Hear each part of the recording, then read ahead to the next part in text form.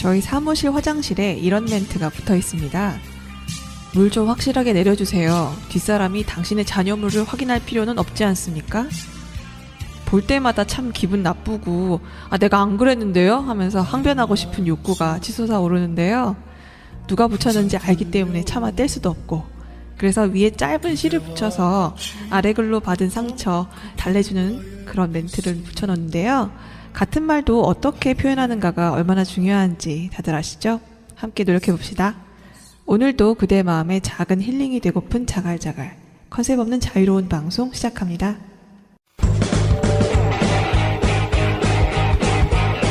제도로서의 민주주의가 흔들리고 구타는 일은 이제 없습니다. 민주주의가 밥이고 밥이 민주주의가 되어야 합니다.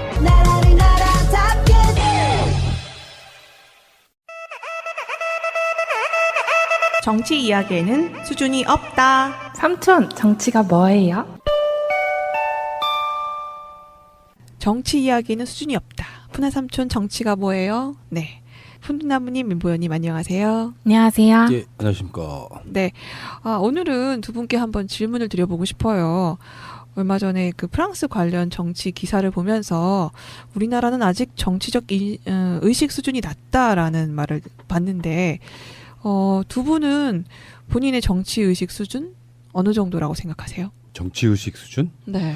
어떤 기준이냐에 따라 다르겠지만 그게 높다 낮다로 저는 표현하고 싶진 않고요. 민주시민으로서 우리 대표자들을 뽑는 정도가 가장 기본이라고 하면 그 다음부터는요. 내가 해야 되는 의무 같은 것들도 좀 있다고 생각하거든요.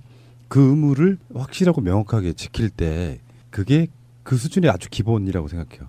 근데 그게 없는 상태에서 요구만 많아지는 이것은 좀 아니다. 그러니까 일상생활에서 있잖아요. 제가 요즘에 어떤 캠페인을 하려고 하는데 여름이 되면 이렇게 우리가 아이스로 된 여러 가지 음료들을 마시지 않습니까? 동네에 이제 주택단지를 지나가다 보면 아무데나 넣고 가시는 분들 굉장히 많고요. 그런 것들이 기본적으로 선행이 돼야 된다고 생각해요. 일상생활에서의 수준, 공동체에 사는 사람으로서 그 공동체를 지키려고 하는 어떤 수준이 선행이 되면 정치 수준은 저는 자연스럽게 높아질 거라고 봅니다.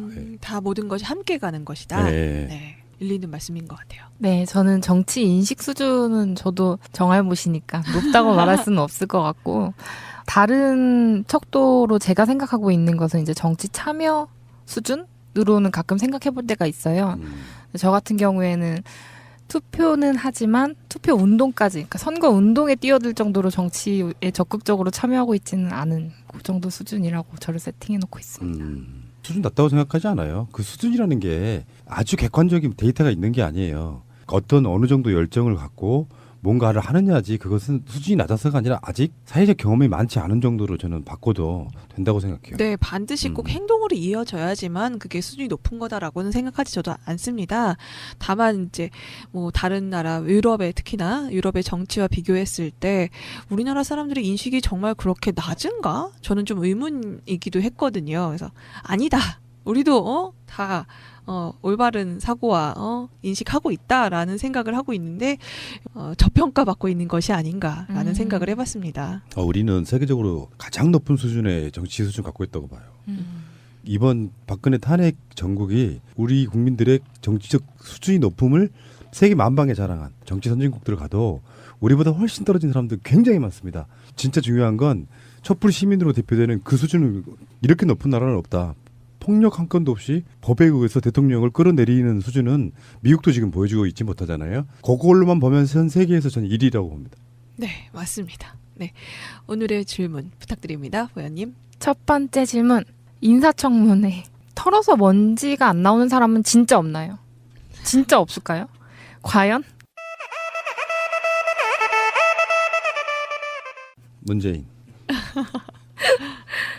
있네요. 있는 거죠? 아니요, 없어요. 사실 없나? 없죠. 우리가 살다 보면 본의 아니게 실제로 지금 뭐 언론들이나 자유한국당 부류의 야당들이 제기하는 의혹들 중에는 그러니까 이름을 네이밍을 의혹이라고 붙여서 그렇지 실제로 의혹일 수 없는 것들이 훨씬 다수입니다. 우리도 그런 방식으로 방송을 많이 해왔죠. 뭐 한다는 의혹이 있음. 실제로 까보면 아닌 경우도 꽤 있을 수 있고요. 그러니까 저 사람들이 나쁘다는 것을 이미지화 시키기 위해서 거기에다가 의혹이라는 이름을 붙이죠. 법적인 책임을 피해야 되니까. 그런 사실이 있다가 아니고 그런 의혹이 있다는 법으로 처벌을 할 수가 없어요. 그 의혹이 있다라는 말에 너무 현혹되지 할 필요는 없겠지만 털어서 먼지가 안 나기는 힘들어요. 왜 그러냐면 아까 제가 털어서 먼지 안 나는 사람은 없다고 말한 이유가 그 모든 것은 의혹으로 털면 그게 안 나올 수 있는 사람은 사실 사람이 아닌 거잖아요. 예를 들어서 선거 과정에서 문재인 대통령의 아드님 그 문준영 씨에 대한 뭐 취업에 관련된 그것도 의혹이잖아요. 근데 본인들이나 주변 사람들이 항변을 보면 의혹일 수가 없는 건데 이미 의혹이 제기된 상태에 오랜 시간이 지나고 나면 그게 사람들한테는 당연스럽게 받아들여지는 측면이 있어요. 그런 방식으로 이 사람, 인간계의 사람이 아닌 이상 의혹이 없는 사람은 없다. 저는 그렇게 생각을 합니다. 근데 실제로 팩트로 드러난 것들이 얼마나 치명적이냐. 정말 공직자가 될 수 있는 자격이 안 되는 의혹이냐가 중요한 거지. 의혹은 저한테도 지금 붙이려고 그러면 한 500개 붙일 수 있어요. 좀 전에 우리 민보 의원님한테 그 주스 하나를 얻어먹었어요. 근데 요거를 의혹을 붙이려면 어떻게 붙일 수 있냐면 자기보다 어린 사람에게 강요하여 주스를 사오도록 압박했다라고 의혹을 제기할 수가 있어요. 근데 사실 주스 그게 아닌데. 강매 의혹. 강매는 나한테 빠른 거고. 아, 그러네. 그러니까 어쨌든 간에 그 피와 같은 돈을 들여서 주스를 사오게 만들었다는 의혹을 제기할 수 있는 거잖아요. 사실은 아닐지라도 그런 면에서 봤을 때는 의혹이 제기되는 건 당연해요. 이 사람 너무 깨끗해. 너무 깨끗한 것도 의혹일 수 있어요. 다 숨겼지라고 물어본단 말이에요. 의혹이 없는 사람은 없다 이렇게 보시면 되겠습니다. 그러면 그 드러난 의혹이 얼마나 크리티컬한가를 보기 위해서 인사청문회를 한다고 보면 되는 건가요? 그러니까 인사청문회는 제가 나간 방송에서 드린 적이 있지만 왜 인사청문회를 하느냐가 중요해요. 인사청문회를 지들끼리만 하고 말려고 하는 게 아니고 인사청문회 원래 취지가 이 사람이 공직자의 높은 자리에 올라갈 사람인데 국민들이 직접 그 사람이 그러니까 국민을 대리한 국회의원들로부터 질문이나 의혹 제기를 받았을 때 어떻게 명쾌하게 답하고 해결하느냐 또 어떤 죄가 있느냐 같은 거를 국민들이 보고 판단하라는 뜻이에요. 국회의원들이 그걸 갖고 이 사람은 뭐 장관이 돼도 좋겠어. 장관이 되면 안 되라고 판단한다기보다는 국민들이 판단하는 거다. 그게 원래 인사청문회 취지입니다. 그래서 TV 중계도 해주고 그러는 것이고요. 그런 측면이라서 제가 보기에는 그 인사청문회라고 하는 것이 그걸 막 털어내고 뭐 이런 차원보다는 왜 살아보면 그런 거 있잖아요. 우리끼리 뭔가 대화하다 보면 이 사람은 이걸 좋아하고 저 사람은 저걸 좋아해. 비슷한 이야기인데 그걸 다 이름하여 가치관의 문제라고 해요. 정답이 있는 게 아니라 가치관에 따라서는 이게 더 좋을 수도 있고 나쁠 수도 있잖아요. 그렇게 평가할 수 있는 것들이 꽤나 많아서 대표적인 게 김상조입니다. 강경화도 그렇고 두 분 다 의혹을 되게 많이 제기했지만 막상 이야기 들어보니 다 이해가 돼. 그럼 국민들 입장에서는 아, 뭐 저거 별거 아니네. 장관 해도 되겠어. 라고 말해서 여론조사에 나타나는 거지 않습니까? 강경화 후보자에 대해서 그렇게 많은 의혹을 쏟아부었지만 60%가 넘는 국민들이 저 정도는 문제없어라고 답하고 있는 거잖아요. 결국엔 인사청문회 기본 취지는 국민들이 그것에 대한 평가를 내리는 것이고요. 문재인 대통령은 또 그것만 믿고 임명 강행하는 거고요. 이렇게 되는 거고 또 그걸 딴지 걸어가지고 또 다른 것까지 못 해주겠다는 야당들도 상당한 문제가 있는 것이죠. 근데 이 의혹이라는 단어가 정말 코에 걸면 코걸이, 귀에 걸면 귀걸이인 게 정말 아무것도 없어도 뭐든지 다 갖다 붙여가지고 의혹 해가지고 뭔가 있는 것처럼 꾸밀 수도 있고요. 자 여기서 우리 의혹놀이 한번 할까요? 서로가 서로를 디스하면서 의혹놀이. 민보 의원님은 어떤 의혹? 요즘에 하는 걸 봐서는 뭔가 처음에 여기 시작한 것부터 아까 그 주스 의혹 거기서 붙이는데 푸나님께 뭔가 주스를 갖다 바침으로 인해서 이제 이 자리에 뭔가 앉게 되는 이런 뇌물 특혜를 받기 위한 뇌물. 특혜에서 뇌물 수수. 아 그거는 또 푸나님한테도 같이 되네요. 그러면. 근데 공교롭게도 이게 처음 얻어먹어본 거라서 그리고 제가 이런 거 얻어먹는 걸 정말 안 좋아해요. 뭐 사주는 거야 뭐 어떻게 사갖고 오는 걸 먹기 싫어 내칠 수는 없고 정말 맛있게 먹긴 먹어주는데 요거는 의혹 해소됐습니까? 제 본인의 입장은 그렇습니다. 통과시켜 주십시오. 아 근데 그것이 저는 원래 뭐 어디 얻어먹는 게 싫습니다. 이걸 어떻게 증명할 거야? 주위 사람들한테 이제 증인을 신청해야죠. 박승훈 노무사님 같은 분들 증인 신청해서 실제로 푸나가 이런 걸 받는 걸 좋아하느냐 아니냐를 이제 증명해서 물어보면 되겠죠. 그런 걸 좋아하는 사람이 아니라고 증명을 하면 저쪽 야당에서 그래요. 오형이다라고. 그렇죠. 그 증인까지 매수했다. 그렇지. 다 그런 의혹이 있는 것이고요. 네. 지금 방금 의혹이 하나 생각났습니다. 김승아님은 그런 이유로 민보 의원님을 싫어한다는 의혹을 한번 제기해 봅니다. 그래서 이런 질문을 했기 때문에. 네. 그래서 내가 뭔가 민보 의원님을 뭐 질투한다든가 뭔가. 그렇지. 그래서 그 성격이 굉장히 나쁜 사람이야. 주위에 잘 되는 꼴을 못 봐. 그게 의혹이야. 평소 성격이 아주 더럽다 이런 의혹 그런 제기하셨는데 저도 그런 거는 좀 증인을 신청을 해야겠네요. 평소에 제 성격이 그런 의미에서 요즘 관심 많은 강경화 외교부 장관 얘기를 보면서 생각이 났는데요. 진짜 좀 죄송해요. 이런 질문을 해서. 그러니까 외교부 장관이 하는 일이 뭔지 제가 잘 몰라서요. 외교부 장관은 어떤 미션을 띠고 무슨 성과를 내는 사람인가요? 아. 타이틀이 제일 중요하죠. 외교 장관. 애들은 그냥 기본적으로 그 업무가 외교부예요. 외교예요. 하는 게. 근데 사실은 애교든 뭐 경제든 다 그 주체는 대통령이에요. 근데 대통령이 그 많은 업무를 다 못하니 그 전문성을 갖고 있는 사람들이 각 부의 장관을 맡아서 대통령과 국정을 같이 하는 거예요. 외교라는 게 굉장히 방대합니다. 왜 그러냐면 우리나라에 한정돼 있는 부처 장관은 그것만 하면 되잖아요. 예를 들어서 해양수산부 장관이면 우리나라 해양만 책임을 지면 돼요. 보건복지부 장관은 복지만 책임지면 되는데 외교는 각 나라에 전부 다 대사, 영사 이런 걸 파견하잖아요. 그 사람들이 100몇 개예요. 그 사람들을 일단 다 통과를 해야 돼요.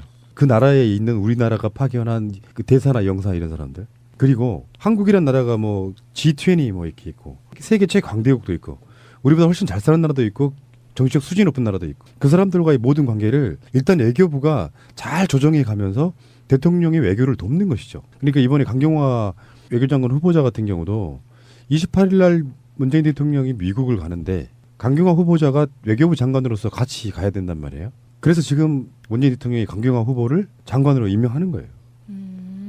그리고 그게 법적으로도 위법이 아니야. 당신네들은 부적격이라고 생각하고 있지만 나는 적격이라고 생각하고 국민들도 그렇게 생각한다. 임명 이렇게 할 수 있는 거라고 보는 거예요. 그 짓을 가장 많이 했던 게 이명박근혜 정권 때인데.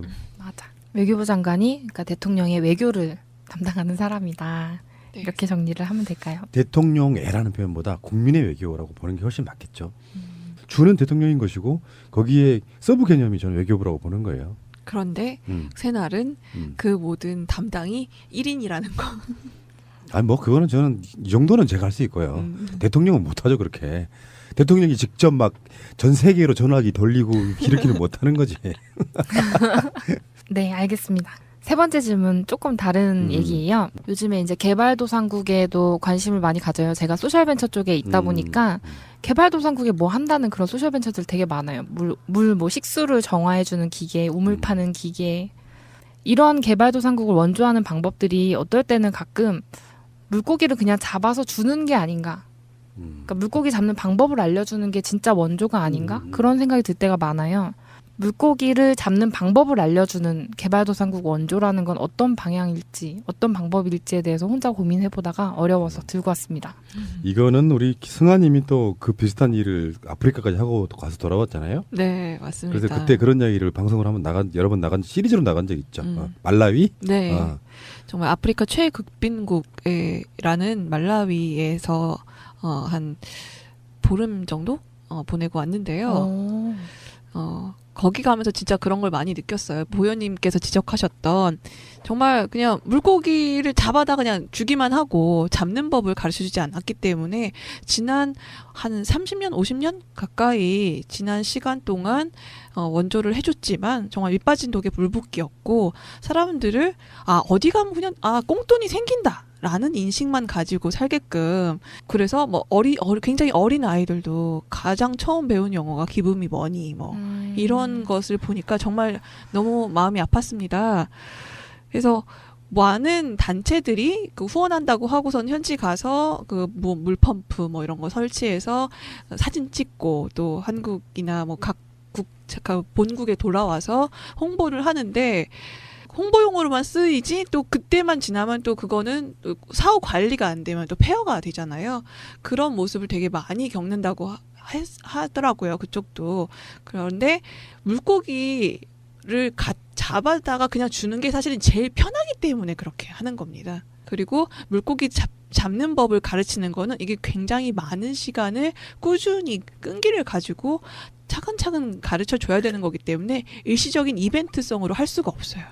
그러다 보니까 정말 헌신하는 사람들이 거기 가서 그분들의 생각, 마음부터 움직이고 오랜 장기간 함께 하면서 제대로 된 그런 교육을 실시를 해야 되는데 그것을 실천하시는 분들이 물론 계시긴 한데 굉장히 부족하죠. 그래서 보통 크라우드 펀딩 그런 쪽에서 많이 이벤트가 보이긴 하는데 그 부분이 굉장히 한계는 분명히 있어요. 예, 그렇다고 해서 뭐 끊어라 뭐 이런 것까지는 아닐 수도 있겠지만 분명히 미진한 부분은 이제는 좀씩 바뀌어야 될 필요성은 있습니다. 네. 저는 거기다가 좀 추가해서 이런 얘기 드리고 싶어요. 그런 가난함, 배고픔의 기준이 사실은 우리들 시각이 아닌가 이런 생각도 해봐요. 가난하고 없는 자를 도와주는 건 맞고 아까 지금 말씀하신 것처럼 물고기를 잠든 법을 가르치는 것도 맞는데 서구 유럽 선진국들의 시각으로만 봤을 때는 못 사는 거야. 너무 배고파 보이는 거야. 두 욕망이 충돌하는 거라고 봐요. 일 열심히 하지 않아도 먹여 살려주네? 라는 게 습관이 되는 사람들과 나도 뭔가 세계에 좋은 일을 했어라고 하는 사람들이 같이 그런 욕망으로 부딪히는 측면이 있는 거예요. 맞아 떨어지는 거야. 선진국 나름대로 세계에 공헌해야 될 사회적 책임, 범지구적 책임이 있단 말이에요. 근데 이제 이렇게 바라볼 필요가 있어요. 정말 잘 살고 싶어하는 나라에 잘 사는 나라들이 도와주는 거 맞습니다. 근데 그건 이제 아시아의 한국에나 좀 해당되는 경우가 많고요. 그 아프리카라든지 이런 곳에는 그 기준이 그냥 원시 상태에서 굶어 죽지 않을 정도. 굳이 열심히 일하지 않아도 사시사철 먹을 게 들판에서 나오는 사람들을 서구식으로 문명화시키고 물질화시키는 것도 저는 그런 시각은 반대한다는 거예요. 왜 니들이 그렇게 못 살아? 아니 우리는 이게 편한데? 그러니까 국민 행복지수 같은 거를 여론조사해 보면 대체적으로 상위권에 있는 나라들이 잘 사는 나라가 아니에요. 이 정도면 됐어. 뭘 더 이상 바래. 실제로 자본주의라는 게 들어와서 발달하면은 인간의 이기심이 극화되는 측면이 있어요. 그래서 서간에 경쟁하고 돈 많이 벌려고 노력하다 보니까 인간성을 소멸되는 게 있거든요. 그런 시각도 좀 버려야 된다고 생각해요. 길거리 지나가다가 정말 다 쓰러져가는 집이 하나 있어요. 왜 저렇게 살지 했는데 저 사람 되게 행복해. 거기에 우리는 관여하면 안 된다고 생각하는 거예요. 근데 그 사람들이 정말 먹을 게 없었고 우리 아기가 죽어간다고 소연을 내민다면 도와줘야겠지만 거기다가 우리 방식으로 집을 멋있게 아파트 같은 걸 지어놓고 살아라고 할 필요는 없다는 것이죠. 그런 시각도 조금 갖춰야 된다고. 저도 어렸을 때 그러니까 세계 지도를 보다가 궁금했던 게 이제 아프리카 같은 경우엔 지도가 격자무늬예요. 바둑판 모양. 아 어떻게 나라를 이렇게 깔끔하게 만들었지? 우리는 해안선도 이렇게 막 서해안 완전 정신없고 우리는 38선이라는 것도 분명히 38선 기준으로 잘랐다 그러지만 뭔가 굴곡이 있잖아요. 어떻게 이럴 수가 있지 이랬는데 그게 이제 강대국들이 이제 자아대고 땅 따먹기 하던 그대로 나라가 된 거라고 그 얘기를 듣고 나서는 이 개발도상국 원조에 대해서 더 많은 생각이 드는 거예요. 소셜벤처들도 개발도상국 지원한다는 아이템 들고 왔지만 그거에 그럼 고객이 누구냐라고 이제 투자자들이 물어보면 이제 미국이 나오는 거죠. 그래갖고 아 이거 뭐지? 그런 생각이 들더라고요. 물론 개발도상국에서 이제 그런 물건들을 구매할 수가 없는데 좀 많은 생각이 들더라고요. 푸나님 얘기하신 것처럼 자본주의가 들어가서 네. 우리가 그들의 행복을 그 나쁜 원조라는 책도 있잖아요. 그런 것처럼 원조를 어떻게 해야 될 것인가 이 방법에 대해서 다시 한번 좀 고려해볼 시기라고 생각합니다. 네. 감사합니다. 끝났어요? 네. 끝난 거야? 네, 고민이 끝난 것 같아요. 우와. 네. 감사합니다. 만족해 주셔서 감사합니다.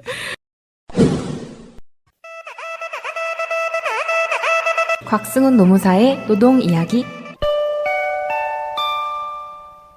네, 안녕하세요. 곽승훈 노무사님. 예, 안녕하세요. 네, 오늘 가지고 오신 주제 먼저 설명해 주세요. 예, 벌써 이제 30도가 이제 넘는 폭염이 벌써 시작됐어요. 굉장히 더웠죠. 네. 근데 더위보다도 더 뜨거운 곳에서 고생하는 분들이 있습니다. 어디냐? 뜨거운 데서 고생하시는 분들 굉장히 많겠지만 그 중에서도 저 남녘 땅에 목포 신항에 그 옆으로 누워진 그 세월호 안에 그 안에서 선내 수색 작업을 하시는 작업자분들 이분들 정말 고생하고 계시거든요. 네, 맞습니다. 특히나 기본적으로 이제 큰 배다 보니까 이게 쇠로 돼 있잖아요.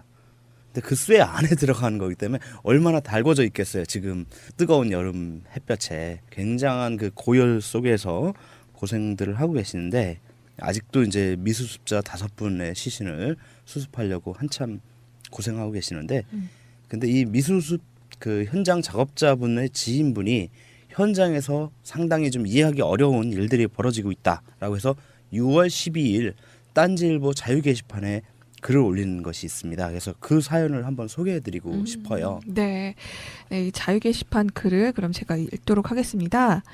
지인이 세월호 수색 현장에서 현재 일을 하고 있습니다. 저에게 울분을 토하면서 부조리 이야기를 하길래 언론에 알려지지 않는 사실 몇 가지를 딴지 게시판에 보고하고자 합니다. 배를 눕혀놨기 때문에 낡은 구조물들이 언제 떨어질지 모르는데 안전장치를 설치해달라고 하면 이 핑계 저 핑계 되면서 그 작업 구간을 타고 간 사람들까지 투입시켜 속도를 내게 하여 빨리 마무리하게 한다 합니다. 하지만 언론사 사람들과 해수부에게는 보여주기 해야 하기 때문에 누군가 온다 하면 그때는 안전장치를 해준다고 합니다. 매일매일 크고 작은 부상자들이 속출한다고 합니다. 사측은 부상 치료를 위한 약품을 제대로 구비하지 않고 있어서 수색자들이 스스로 약품을 가지고 다닌다 합니다. 사측에서는 다치지 말라고 강조하면서도 속도를 내라고 합니다. 부상자가 나와서 병원에 실려가는 상황이 오면 작업을 중지해서 수색자들이 밥벌이를 못하게 하겠다 협박한다고 합니다. 뉴스의 세월호 수습 현장에서 작업하는 사람들을 가리켜 코리아 셀비지 직원들이라고 하는데 대부분이 코리아 셀비지의 하청업체인 에이텍이라는 회사의 용역 계약 직원들과 인력사무소를 통해 일하는 일용직 근로자들이라고 하고 코리아 셀비지 직원들은 아침 체조 때와 점심 식사 때 빼고는 보기 힘들답니다. 하도급 문제가 세월호 현장에도 있다는 소리를 듣고 경악을 금치 못했습니다. 해수부가 코리아 셀비지에, 코리아 셀비지가 에이텍에, 에이텍이 용역 직원에게 이렇게 거치면서 원 단가의 60% 정도만 작업자들에게 돌아간다고 하는데 40% 정도가 누구의 포켓으로 갔을까요? 새 정부 들어서는 이런 문제를 손봐야 하는 거 아닐까요? 더구나 처음 계약서를 썼을 때와는 다르게 임금을 미루고 있다고 합니다. 대부분이 단순 노동자들, 특히 조선소 경기가 어려워서 쉬고 있던 사람들이 많은데 그 사람들도 계약서의 날짜에 맞춰서 대출도 갚고 공과금도 내고 등등 돈을 써야 될 곳이 있을 텐데 일방적으로 날짜를 미루고 거기에 항의하는 사람들에게는 너는 돈 받고 나가라 식으로 근로자들을 대한다고 합니다. 그리고 그것이 문제가 되기 시작하니 계약서를 다시 쓰게 했다고 합니다. 이거 감사 대상 아닌가요? 혹시 주말이나 휴일 일하는 것도 해수부에 올릴 때는 휴일수당까지 올리고 본인들이 슈킹하는 것은 아니겠죠? 그리고 얼마 전에 이낙연 총리께서 다녀가셨는데 배 내부 작업 현장에는 들어오지 않으셨다고 합니다. 지인 말로는 냄새도 엄청나고 위험하고 더럽고 해서 일반인들은 들어오기만 해도 구토할 정도라고 하니 총리님을 선례로 모시지는 않았던 것이겠죠. 총리께서 오시면 일반적으로 경력금 하사하고 가시죠. 총리가 아니어도 많은 고관 대작들이 세월호 현장 같은 곳을 방문하면 금일봉을 하사하실 텐데요. 받은 금일봉으로 빵을 돌렸답니다. 실제 수습 작업에 투입되는 사람이 100명 정도 된다는데 빵을 돌렸대요. 빵도 제과점에서 만든 빵이 아닌 공장에서 흔히 나눠주는 단가 300원, 400원짜리 빵을 음료수도 없이 그 더운 날 빵만 돌렸대요. 국무총리님께서 금일봉 5만 원 주셨겠습니까? 기본적으로 100단이 넘어가죠. 그럼 그거 누가 먹은 겁니까? 어떻게 온 나라가 전체가 슈킹이 일상생활입니까? 어떻게 세상이 어떻게 아직도 이렇게 돌아갑니까? 시간이 길지 않아서 지인에게 이 정도 이야기만 들었는데 코리아 셀비지란 회사가 문제가 많은 것 같습니다. 어차피 에이텍이란 회사는 껍데기일 테니까요.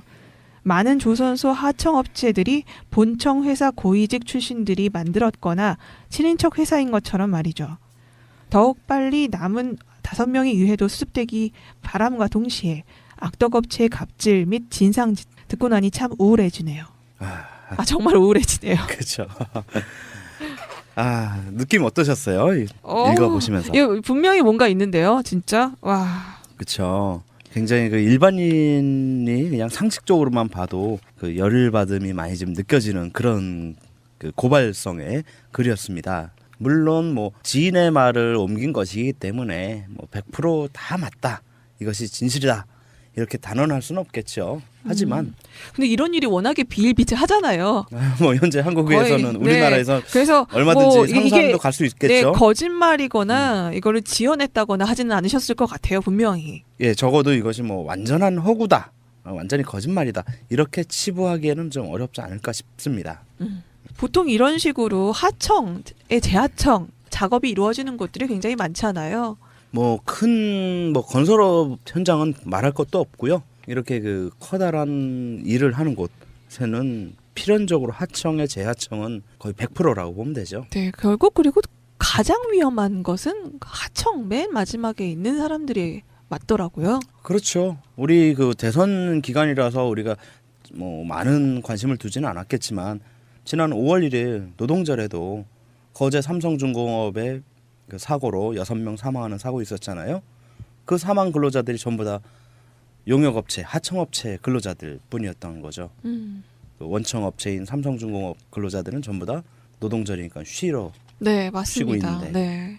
결국은 하청구조, 하청민국, 대한민국 하청공화국에서는 가장 피해를 보는 것은 역시 하청업체의 영역 노동자들, 비정규직 노동자들이겠죠. 일용 근로자들, 이분들이 그 가장 큰 피해를 보고 있는데 저는 그런 생각이 들어요. 일단은 그 세월호를 그 바닷속에 있던 것을 끄집어냈기 때문에 그 안에 구조가 얼마나 튼튼할지 얼마나 부실할지 이거 아무도 예상 못 하거든요. 더군다나 원래 설계되어 있는 그 자세가 아니라 옆으로 누워 있는 상태이기 때문에 언제 어디서 뭐가 떨어질지 모르고 또 언제 어디서 밑에 바닥이 꺼질지 모른다라는 그런 위험성이 항상 상존해 있는 곳이죠. 이런 곳일수록 더더욱 안전에 대해서 더군다나 그 장소가 어디입니까? 바로 안전불감증 가장 대표적으로 드러나는 세월호 아니겠어요? 그곳에서 또다시 안전불감증이 그대로 재현되고 있다. 결국은 정부가 바뀌었는데도 아직까지도 바뀌지 않은 부분이 있다라는 것을 민낯을 그대로 드러내 보여주는 것이라고 볼 수 있죠. 네, 사진만 봐서는 사실 잘 몰랐었는데 이곳이 냄새가 엄청나고 위험하다.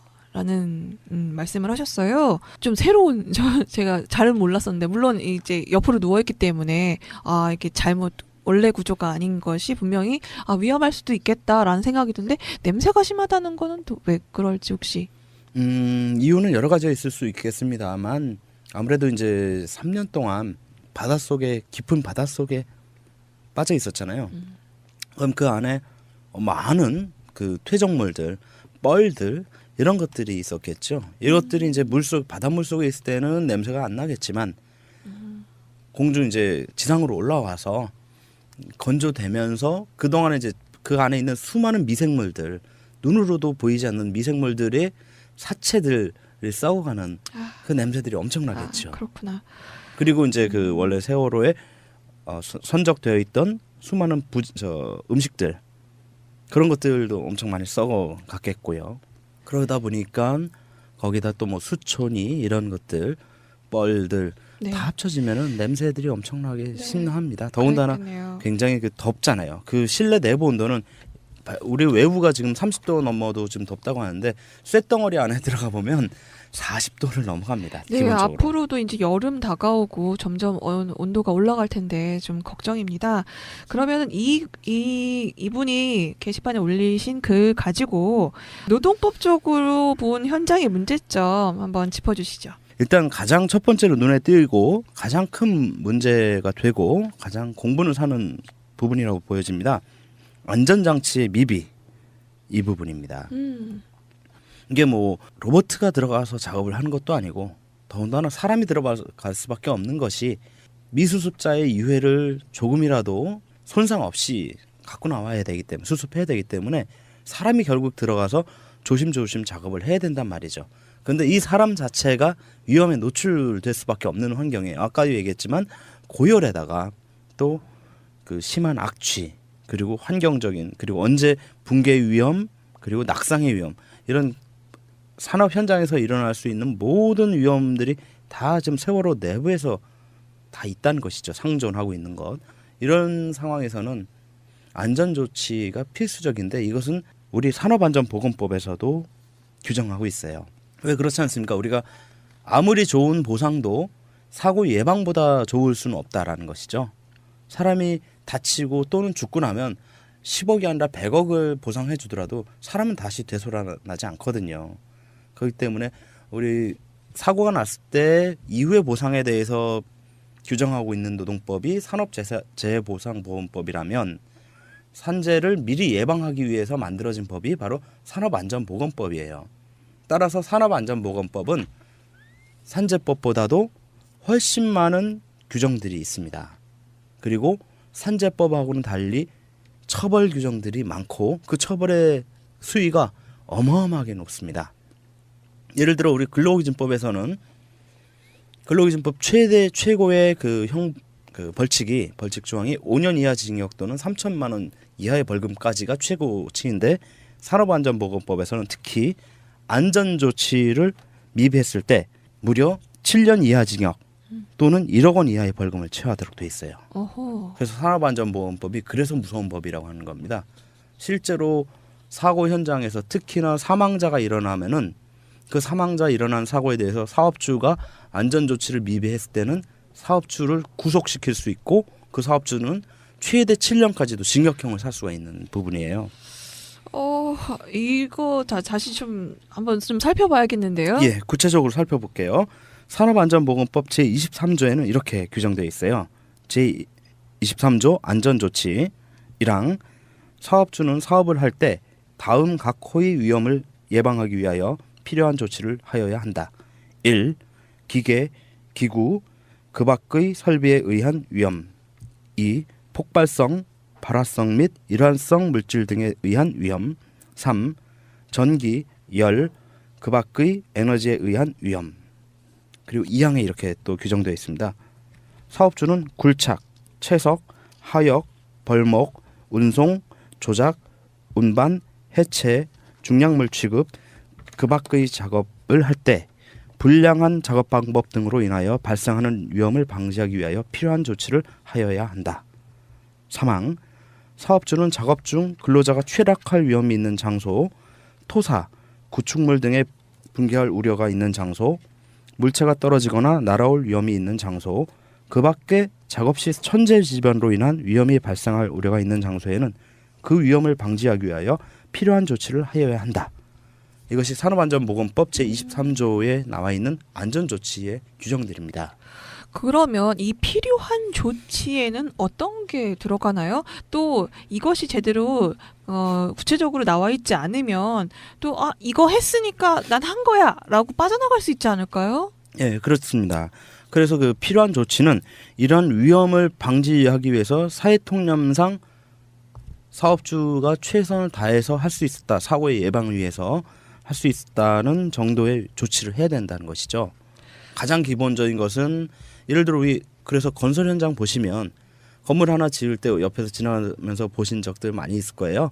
소위 말해서 비계라고 해서 그 철제 빔 기둥 같은 거 있죠. 그 네모나게 예, 그 블럭- 동그랗고 네네. 예, 그걸 이제 건설 용어로는 이제 아시바라고 하죠.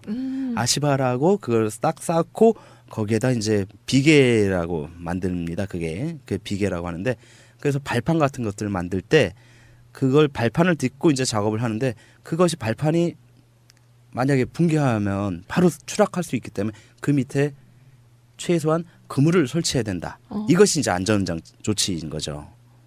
근데 이러한 조치를 안 해서 추락하는 사고가 있을 때 사업주의 안전조치 미비의 책임이 있는 것이고 이러한 것에 대한 벌칙으로 근로자 사망 시에는 7년 이하의 징역 또는 1억 원 이하의 벌금에 처하도록 돼 있고 사망을 안 하고 그냥 부상만 하더라도 5년 이하 징역 또는 5천만 원 이하의 벌금형에 처하도록 되어 있어요. 상당히 세죠. 네, 그러면 이 법에 따라서 사업주가 처벌받는 사례들이 있나요? 굉장히 많습니다. 네. 그 주로 그런데 문제는 여기서 이제 한국 사회, 우리 사회의 문제인데요. 아까도 말씀드렸지만 원청은 다 대기업들이에요. 특히 건설업들 그렇죠. 보면은 이제 대기업, 네. 흔히 말하는 일군 건설업체들이죠. 이 사업주 대기업 사장 잡혀가야 되는 거 아닌가요? 안 그러죠. 왜냐하면은 그 위험을 전가시키기 위해서 바로 이제 하도급을 주는 거예요. 하청을 주는 거예요. 그래서 원청업체가 하청업체한테 하청을 주면 그 하청업체는 자기네가 근로자들을 평소에 쓰지 않고 있다가 인력사무소 통해서 근로자들을 다시 쓰거나 아니면 그 하청업체가 또 다시 재하청을 또 줍니다. 그렇게 해서 하청 구조가 건설업의 현장의 경우는요. 어느 정도 규모가 있는 건물이라든가 토목공사 하는 곳이면은 최소한의 하청 단계가 최소한 세 번 정도는 3번은 아주 기본이고 보통은 4번, 5번이 아주 일반화되어 있어요. 그러다 보니까 밑으로 내려갈수록 업체는 영세해질 수밖에 없고요. 법에 대한 지식이라든가 준수도가 떨어질 수밖에 없겠죠. 상식적으로도. 그런 상황에서 근로자들은 또 자기네가 평소에 근로자들을 고용하지 않는 곳이죠. 왜? 영세업체니까. 그러면 필요할 때만 딱 공사 따갖고 어디서 인원들은 데리고 오냐? 바로 인력사무소죠. 매일 그렇죠. 인력사무소에다 전화를 해요. 우리 언제부터 언제까지 전화를 공사하니까 공사기간이라는 건 원래 정해져 있지 않습니까? 네. 물론 그걸 넘기는 것이 대부분이지만 그러면은 인력사무소들이 한두 군데만 있는 게 아니에요. 그 지역에. 여기 지금 우리 세월호 구조가 아니죠. 수습 현장에도 목포에도 인력사무소가 꽤 여러 군데 있는데 이런 곳에 몇 군데만 전화 돌리면 일용직 근로자 구하는 거 1,000명 정도 구하는 거 일도 아니에요. 그러다 보니까 이 근로자들이 당연히 받아야 될 그 산업안전보건법상의 그런 안전조치들을 받기 어려운 상황인데 심지어 사실 저는 코리아 셀비지라는 회사도 잘 모르겠는 회사예요. 심지어는 그래서 코리아 셀비지의 홈페이지를 찾아보려고 했는데 나오지가 않습니다. 어머. 굉장히 이런 그 코리아 셀비지라는 회사가 과연 이게 제대로 일을 하던 곳인가라는 생각도 들 뿐만 아니라 코리아 셀비지가 하청을 준 에이텍은 그렇다면 오죽하겠습니까? 라는 생각이 들더라고요. 과연 이런 곳에서 얼마나 이런 산업안전보건법상의 안전조치를 취했겠는가 싶고 거기다 더 가관인 것은 다치지 말라고 얘기를 하면서 빨리는 해야 된다. 예, 빨리는 해라. 그리고 약품도 일단 다쳤을 때 기본적인 응급처치 키트도 준비를 안 해주고 작업자들 개개인이 준비해야 된다는 얘기예요. 그러니까 다치면 네 손해인 거고, 그러니까 네가 혼자 실수한 거다. 우리는 책임 없다. 이런 식으로 비켜가는 그런 모양새인데요. 정말 그 안전불감증. 정말 대표적인 세월호 사건에서도 이런 문제가 계속 일어나고 있다는 사실이 정말 어이가 없습니다. 물론 근데 지금 철도 공사에서도 얼마 전에 강원대역에서 입판 작업하시다가 예. 사망하신 조합원이 계시고 또 얼마 전에도 의정부역에서 감전 예. 사고로 해서 팔에 심각한 화상을 입으셨다라는 사고도 있었습니다. 이것도 다 완벽하게 어쨌든 안전하기 위한 필요한 조치가 이제 이루어지지 못했던 부분이 분명히 있어서 이런 사고가 난 것이고 그래서 노동부에서 처음으로 작업 중지 네, 를 그렇죠. 명령을 내렸는데요. 이 사업주가 그러면은 철도공사 사장 아닌가요? 그럼 잡아가야 되는 거 아닌가? 그렇죠. 네. 근데 문제는 그거예요. 안전불감증, 결국은 안전에 대한 그 철저한 예방책을 안 해놨다라는 것은 무엇과 직결되냐? 결국은 돈. 네. 돈이에요. 돈 때문에 안전을 등한시하는 거예요. 안전이 중요하다는 거 이 사람들 모르는 거 아닙니다. 알지만 자기의 안전이 아니라 자기 몸이 해야 하는 게 아니다 보니까 이 사람들 사업주들 또는 그 회사의 관계자들에게는 돈이 더 중요한 거예요. 사람의 목숨이나 사람의 안전보다는. 그러니까요. 물론 노무사님께서 이 법으로 인해서 처벌받는 사람들이 굉장히 많다라고 말씀은 하셨지만 아직도 많이 부족한 느낌이 드는데. 그렇죠. 아무래도 이런 하청 구조에서는 그래서 원청 구조, 원청 기업 그리고 대기업들은 하청업체 거의 대부분의 책임을 떠넘깁니다. 사실 그래서 우리가 계속 문제화 삼고 있는 외주화, 용역화의 그 핵심은 하나는 근로자를 쉽게 해고하는 부분이라고 했지만 또 하나의 그들에게는 좋은 이익은 뭐냐면 위험의 전가거든요. 이 부분에 있어서 돈도 절약하지만 위험을 전가한다라는 것이 그들에겐 굉장히 큰 매력적인 것이기 때문에 외주화가 계속 이루어지는 것이죠. 네, 결국엔 그 게시판에 올려주신 이 글 이것도 시정이 되기 위해서는 결국 하도급 파견 이 제도가 뭔가 바로 잡히지 않으면 수정되기가 어려운 그렇죠. 문제인 것 같다는 생각이 듭니다. 네, 그리고 결국은 그 원청 업체의 대표자에 대한 직접적인 형사 책임을 반드시 묻는 일정 정도 이상의 규모의 건설 공사라든가 아니면 일정 정도 이상의 중대한 재해, 사망자가 발생하는 이런 재해에 대해서는 원칙적으로 대표이사에 대한 형사 책임을 반드시 묻는 그런 구조로 가지 않고서는 이런 일은 뭐 문재인 정부가 아니라 문재인 정부 이상의 정부가 도래하더라도 여전히 또 반복되지 않겠나 이런 좀 생각이 들고요. 그럼 또- 이 부분은 그러면은 누가 이 법적으로 소송을 걸거나 뭐 문제 제기를 노동자가 스스로 해야 됩니까? 아니면 외부에서 지적을 할 수도 있는 건가요, 이거는? 일단은 산업안전보건법 위반 부분에 대해서는 누구나 고발을 할 수 있어요. 아, 누구나. 예, 이것은 이제 그 산업안전보건법 위반은 형사적인 책임이 따르는 것이기 때문에 형사 고발이 가능한 것이거든요. 그 고소와 고발의 차이는 뭐냐면 고소는 불법 행위로 인해서 피해를 입은 사람이 직접 피해자가 가해자를 상대로 그 소를 제기하는 것이 고소이고, 고발이라 함은 제3자의 불법 행위를 제3자가 고발한 그 소를 제기하는 것, 이것을 이제 고발이라고 하죠. 네, 그러면 이 산업안전보건법은 고발 사항. 네, 고발이 이네요. 될 수 네. 있고, 또한 고발을 안 하더라도 노동부의 근로감독관이 있죠. 근로감독관이 인지하면 그 사실을 알기만 하면 직접 조치를 취할 수 있는 그런 네. 상황입니다. 지금 노동부에서 할 일이 참 많은 것 같은데 어서 제대로 된 체계가 또 잡혀야 될 것 그래서 같습니다. 제가 지난 대선 때부터 늘 일관되게 주장하는 것이 근로감독관 적어도 지금의 3배로 빨리 늘려야 된다. 네. 예, 안 그러면 그래야 근로감독관들이 넘치는 서류 더미에서 벗어나서 현장에 가서 안전조치 여부를 미리 점검을 해서 산재도 발생 예방하고, 또한 임금체불도 미리 예방할 수 있지 않겠나 이런 생각이 듭니다. 네, 맞습니다. 결국 참 도돌이표처럼 계속 반복해서 언급하게 될 수밖에 없는 게 이 외주위탁 하청 문제, 파견이라는 게 결국은 중간 착취 그리고 책임 회피 기능만을 가진다는 게 명확하게 드러나고 있는데요. 네, 어서 모든 사람들이 정당한 대우를 받고 또 안전하게 일할 수 있는 사회로 만들어야 되겠습니다. 네, 노무사님 마지막으로 언급하실 예, 또 부분이 하나 언급할 부분이 지금 이 게시물에서 드러나는 것이 임금 지급을 미룬다라는 얘기가 있어요. 네네. 예, 지금 보면은 지금 이 작업 현장의 특성상 여기가 이제 대부분 일용직 근로자들을 많이 쓸 거란 말이죠. 그러면 이제 말은 일용직이지만 이건 어느 정도 계약 기간 고용이 예정되어 있는 준상용직 계약직 근로자라고 볼 수 있는데, 이 건설업 현장이라든가 이러한 현장의 경우는 특정한 경우 빼놓고는 일당제로 임금을 다 계산하거든요. 그래서 일당 뭐 15만 원, 20만 원 이런 식으로. 그러면 여기서 발생하는 문제가 첫 번째는 과연 주휴수당을 제대로 지급했는가. 나온 날에만 임금을 지급하는 경우들이 아직도 현재 많기 때문에 주휴수당 지급의 문제가 있고요.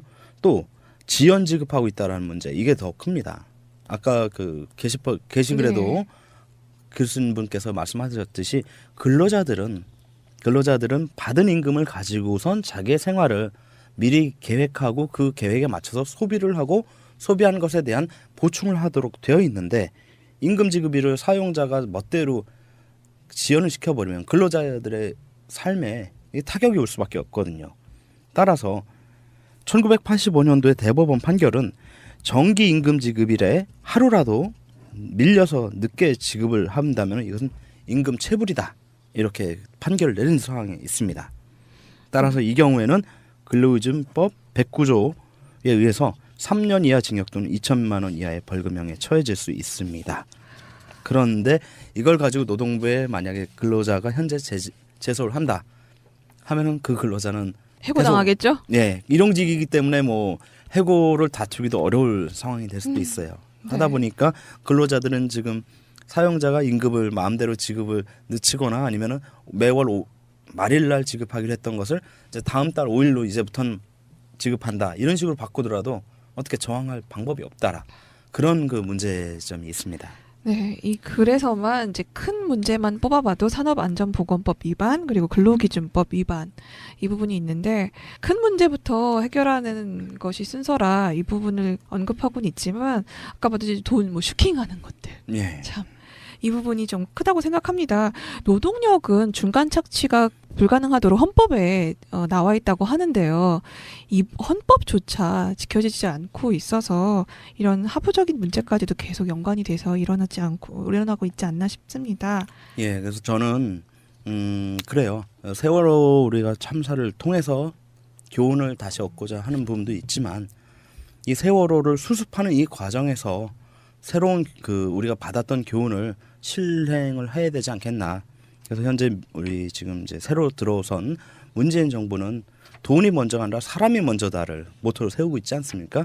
그 사람이 먼저인 그 새 정부의 정신이 세월호 참사 수습 현장에서도 꼭 실현이 되었으면 하는 소망이 있습니다. 네, 어서 좀 살펴봐 주시길 부탁드립니다.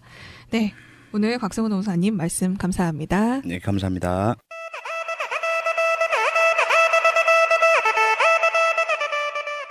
호수 정지용 얼굴 하나야 손바닥 둘로 폭 가리지만 보고 싶은 마음 호수만 하니 눈 감을 밖에. 앞서 말씀드린 화장실에 붙여놓은 시입니다. 어떠세요? 사랑하는 님 생각에 나쁜 기분이 확 사라지지 않으시나요? 오늘의 자갈자갈은 여기까지입니다. 이 기분 그대로 즐거운 한 주 보내시고 다음 주에 만나요. 대한민국 완전한 대한민국 문재인과 손잡고 다시 하나 되는 우리 대한민국. 끊지 마세요. 끊지 마세요. 기억들을 하실지 모르겠는데요. 새벽 4시에 궁전 연출했던 우리 CBS 정혜윤 PD. 기억들 나시죠? 예, 기억들 나셔야 됩니다. 그분과 한번 다시 대담 한번 해보겠습니다. 어서 오십시오. 안녕하세요. 예, 어서 오시고요. 네. 그 지상파 PD가 그렇게 네. 할 일 없이 팟캐스트나 나오시고. 원래 나왔어요. 지상파 방송이라고 하는 게 뭐 우리가 알고 있는 것처럼 뭐 방송 3사 이렇게 불리우는 메이저는 아니더라도 시스템은 똑같잖아요. 네. 하는 일이라는 게. 아직도 그 프로 하시죠? 일주일 전부터 바뀌었어요. 일주일 전부터요? 네. 사회자는 그대로 계시고. 정권영 선생님. 예. 그거 몇 년 하신 거예요? 정권영 선생님이요? 예. 2년 하면 앞으로 2년 하면 10년 돼요. 본인 말이에요, PD가. 저요? 네. 저희는 PD가 로테이션을 하기 때문에 저는 글쎄요 한 3번, 4번 정도 시사잡기를 한 것 같아요. 그중에 진행자 중에 한 명은 김어준 씨도 있었어요. 그랬어요. 언제 쪽이에요?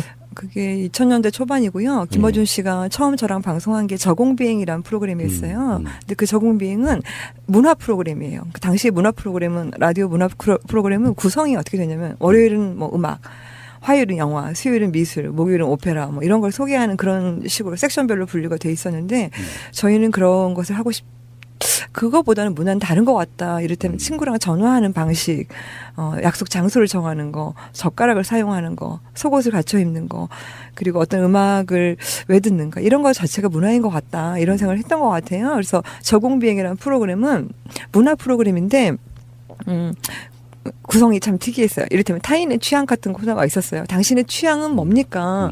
지금은 이제 개인의 취향이라는 말이 굉장히 존중해 주십시오에 됐지만 그때는 개성, 취향 이런 말이 막 등장할 때였어요. 근데 당신의 취향은 뭡니까? 당신은 왜 그걸 좋아합니까? 이를테면은 당신은 왜 국악을 좋아하십니까? 굉장히 알고 싶잖아요. 누군가 무엇을 좋아하고 있다면 그 좋아하는 데는 이유가 있다고 생각하는 프로그램 을 이제 문화 프로그램 구성을 한 거죠. 근데 지금 제가 말하면 굉장히 진지한 프로그램 같지만 그렇지는 않고 주로 국회의원들이 나와가지고 이제 취향을 말을 하는 거죠. 제일 기억나는 사람은 한화갑 의원이에요. 그 당시에. 근데 그때 그분은 매일매일 아침에 영어 공부를 했어요. 그래서 당신은 왜 영어 공부를 이렇게 열심히 하십니까? 물은 다음에 정말로 영어 공부를 하는지 실제로 테스트를 해봐요. 이제 영어 대화를 방송의 즉석에서 하게 하고 그런 코너들이 좀 저한테는 굉장히 재밌었던 이유가 뭐냐면 문화란 게 어떤 소비라기보다도 어떤 사람을 만드는 그 사람을 어떤 것에 감수성을 느끼게 만드는 그리고 무엇인가를 좋아하는 것에 영향을 받는 그러니까 내가 어떤 책을 좋아한다는 거는 그 책을 그냥 취미로 읽는다기보다도 그 책에 영향을 받기로 어떤 문장 때문에 내 생각이 바뀌기도 하고 그런 것들로 생각하게 만드는 그런 계기였어요. 그러니까 문화라는 게 무슨 영화 한 편을 본다는 게 그냥 시간을 때우려고 본다라기보다도 그 영화 때문에 내가 뭔가에 관심을 갖게 되고 내 생각의 어떤 부분이 바뀌고 이런 생각을 이제 하게 되는 거죠. 영역의 경계선이 문화는 굉장히 애매모호한 것도 있잖아요. 네. 사실 문화가 얽혀있지 않은 것은 없어. 없죠. 예. 하다못해 정치에도 문화는 있어요. 그럼요. 참 어려운 방송 하셨네. 굉장히 재밌었어요. 그 취향이라는 단어를 보고 제가 아주 어렸을 적에 책 한 권 쓴 적이 있는데요. 거기 중요 키워드 중에 하나가 취향이었어요. 네. 그러니까 남자 여자를 얘기할 때 두 사람이 사귈 수 있으려면 두 가지는 맞아야 된다. 그게 취향과 레벨. 레벨. 약간 조금만 덧붙이자면 네. 뭐를 굉장히 좋아한다는 거는 그거를 구별할 수 있다는 구별 능력을 갖는 거라고 저는 생각을 해요. 그러니까 내가 만약에 포도주를 굉장히 좋아한다. 그러면은 이 포도주랑 다른 포도주가 어떻게 다른지 알게 되는 거 같은 거거든요. 그러니까 아까 피디님이 레벨이라고 표현한 거를 저는 어떻게 다른지 구별할 수 있게 된다는 거. 어떤 기타 음악이 이 기타와 저 기타는 어떻게 다른지 정말 좋아한다는 거는 섬세하게 구별할 수 있게 된다는 뜻인 것 같아요. 얼마 전에 끝난 정관용 선생 프로 있잖아요. 시사자키요. 네, 시사자키. 네. 지상파 그 시사 프로그램이라고 하는 게 거의 대부분 게스트 굉장히 많이 부르잖아요. 전화든 뭐 직접 부르는 거든 간에. 많이 하죠. 네. 네. 그러니까 사실은 우리 입장에서는 되게 부러운 지점 중에 하나예요. 우리는 한 달, 두 달 공들여야 되는 정치인들이 거긴 막 무시로 나와. 와 하고 부럽다 이렇게. 요게 이제 뒤에 백그라운드에 있는 그 라벨에 대한 일종의 차별 같은 거예요. 지상파 방송국이다. 하다못해 뭐 김어준 지금 나오는 뉴스공장의 TBS라도 네. 공적인 기관이기 때문에 네. 그 공신력이 주는 게 좀 있고요. 우리들 입장에서는 그게 수도 없이 많이 설명을 해야 돼요. 잘 모르는 사람들한테. 그렇죠. 초기니까. 예. 이런 프로그램들 있는데 그러면 팟캐스트를 모르면 이게 되게 골치 아파져요. 예. 그래서 부럽다는 이야기 드리고 싶어요. 저희는 오히려 팟캐스트를 많이 부러워하는데요. 아, 왜요? 왜냐하면 그러니까 시사 프로그램을 하다 보면 고민 중에 하나가 균형이에요. 균형이란 게 뭘까? 그렇지. 예. 근데 세상이 어느 정도 편파성이 있는데 네. 방송은 균형을 맞춰야 되는가? 방송도 편파적이어야지 그것이 균형 아닌가? 이런 생각을 한단 말이에요. 저는 그러니까 팟캐스트에서 가장 부러운 거는 고의적으로 혹은 그렇게 마음을 담지 않고 균형을 맞출 필요가 없다는 거. 예. 정반대의 부러움도 있어요. 또 네. 거기서 오는 네. 반사로 네.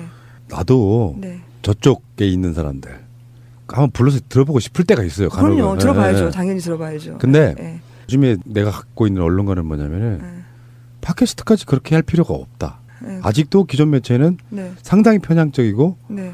상당히 뭔가 좀 기계적 균형도 하지 못하는 그 네. 느낌 때문에 네. 네. 이쪽 분들은 피해의식이 있어요. 네. 근데 그쪽 분들까지 데려와 균형까지 맞추려고 하면은 이게 이 맛도 아닌 저 맛도 아닌 맛이 되는 거예요. 네. 제가 가장 팟캐스트가 가장 좋다고 생각하는 거는요. 그러니까 이런 공중파 방송에 나오면 사람들이 어느 정도 자기 말을 검열을 해요. 스스로. 그래서 내가 진심으로 문제를 느끼는 거를 말을 한다기보다도 듣고 싶어 하는 말을 들려주려는 속성이 방송의 속성상 생길 수도 있어요. 근데 어쩔 때는 특히 라디오란 매체는 TV처럼 많은 연출이 들어가지 않고 사실은 얼굴과 얼굴을 보고 하는 직접 대면 방송이란 말이에요. 근데 직접 대면하는 순간에조차 어쩌면은 이렇게 좀 검열이 이루어진다는 거 어쩔 때는 되게 아쉬워요. 그래서 저는 우리가 말을 할 기회를 갖는다면 굉장한 기회를 갖는 거예요. 어떤 사람은 말을 하려도 들어주는 데가 없고 불러주는 데가 없어서 못 가는 사람이 태반이란 말이에요. 근데 그렇게 많이 찾는 사람이 방송에 나와가지고 사실은 별로 들을 말이 없이 돌아가는 경우들도 있단 말이에요. 근데 저는 그때마다 제 진정한 고민은 마이크를 지금 이 순간에 누구한테 가야 되는가. 예, 여기서 얼마나 우리는 자유로운가, 눈이 밝은가. 이 생각을 정말 많이 해요. 그러시겠네. 그러면 궁금한 거 하나 더. 네. 이제 섭외도 이렇게 쉽게 응하는 사람이 있고 네. 또 섭외에 응하지 잘 않아서 굉장히 공을 들이는 사람 있잖아요. 네. 그중에서 정말 섭외가 어려웠는데 나와서 굉장히 좀 뿌듯했다 이런 게스트 있어요? 당연히 유진용 장관이죠. 아하. 네, 블랙리스트 사건이요. 네. 그분 나와서 뭐 원하는 답을 해주시던가요? 유진용 장관을 움직인 힘은 뭐냐면요. 제 느낌에는요. 그분은 자신이 하는 일을 책임감 있게 사랑하는 분이에요. 문체부에서 일을 하는 게 좋아요, 이분은. 그리고 내가 같이 마음을 나누는 동료들하고 있었어요. 잘 있었어요. 그런데 어느 날 이제 블랙리스트 지시가 내려오니까 누구부터 쳐내야 되냐면은 자기 옆에서 자기를 지지하는 동료들부터 저기 딴 데로 보내야 되는 거예요. 그러니까 내가 불이익을 당한 게 아니라 나와 함께 일을 하는 마음을 나눴던 사람들이 불이익을 당하는 게 가장 괴로웠단 말이에요. 그래서 그분은 일단 증언을 하기로 마음 먹은 순간에도 가장 생각한 게 무슨 두려움이나 그런 게 아니라 그 같이 일했던 동료들에 대한 책임감과 고마움이에요. 왜 고맙냐면은 사실은 블랙리스트를 하면서 지시가 계속 내려와요. 없애라. 그래서 증언을 하기로 했을 때 자료가 없었어야 돼요. 증거 자료가 없었어야 되는데 있었어요. 왜? 사실은 이분들이 없애지 않았던 거예요. 그래서 있었던 거예요. 그래서 자 우리가 이제 증언을 할 수 있겠냐. 별다른 증거 자료는 없지만 그랬을 때 동료들이 사실은 증거가 있어요. 언젠가는 쓸 수 있지 않을까 생각하고 사실은 증거가 있어요. 근데 그 순간 상상해 보세요. 그 마음에 그 복잡한 그 고마움과 형언할 수 없는 미안함과 그런 게 있단 말이에요. 그래서 그런 분들이 내는 용기라는 것은 사실은 정말 약간 숭고한 데가 있어요. 그러네요. 네. 그래서 나와서 하지 못할 말이 없어요. 그렇게 되면 이제 그 시사잡기를 타고 네. 굉장히 많은 매체들이 또 다시 그렇죠. 긴 뉴스화 해주죠. 네, 했죠. 그게 일종의 시사잡기 특종이었네요. 그렇죠. 단독 이런 거. 네. 단독. 네. 왜 언론사들이 이렇게 단독이란 말을 앞에다가 걸기를 그러게요. 좋아할까요? 그게 안타까워요. 진짜 안타까워요. 왜냐면은 진짜 단독이 되려면요. 뭐가 있어야 되냐면은 깊게 관심을 갖고 취재를 해야 돼요. 그러니까 누구의 말을 따라 적는 게 아니에요. 근데 지금 우리 전에 제가 팟캐스트 이야기 했었잖아요. 그러니까 제가 진심으로 안타까운 건 언어가 그 말이 아닌데 그 말이 되는 일을 저희가 몇 년 동안 겪어온 거예요. 그러니까 이를테면 박 전 대통령께서 만약에 오 수석에게 두려움을 갖지 말고 용기 있게 맞서라. 그러면 그때의 용기는 그게 용기인가요? 아니잖아요, 사실은요. 그래서 제가 생각할 때는 단독이라는 말 뒤에는 항상 진짜 단독이 있다기보다도 그냥 이렇게 어디서 이렇게 따온 말 이런 것일 때는 좀 아까워 죽겠어요. 언론이란 게 그렇게 쓰려고 있는 게 아니란 말이에요. 왜냐면 너무나 많은 사람들이 제발 나 좀 취재해 주세요. 나 좀 불러주세요 하는 사람들이 그런 마이크 한 번 없이 그냥 목이 메이거든요. CBS는 제가 인정하는 사실상 제대로 된 언론 거의 탑이라고 저는 생각해요. 그래서 전 정권들이 왜 CBS에 보도기능 없애려고 엄청 노력했잖아요. 네, 그렇죠. 그러니까 한경우로 진보 언론을 대표한다 그러지만 제가 봤을 때는 CBS만큼 종론 보도한 것도 드물어요. 근데 거기서 CBS만 따로 분류할 수 있는 방법이 없을까? 저는 그런 생각이 들 정도로 지금도 라인업 보면요.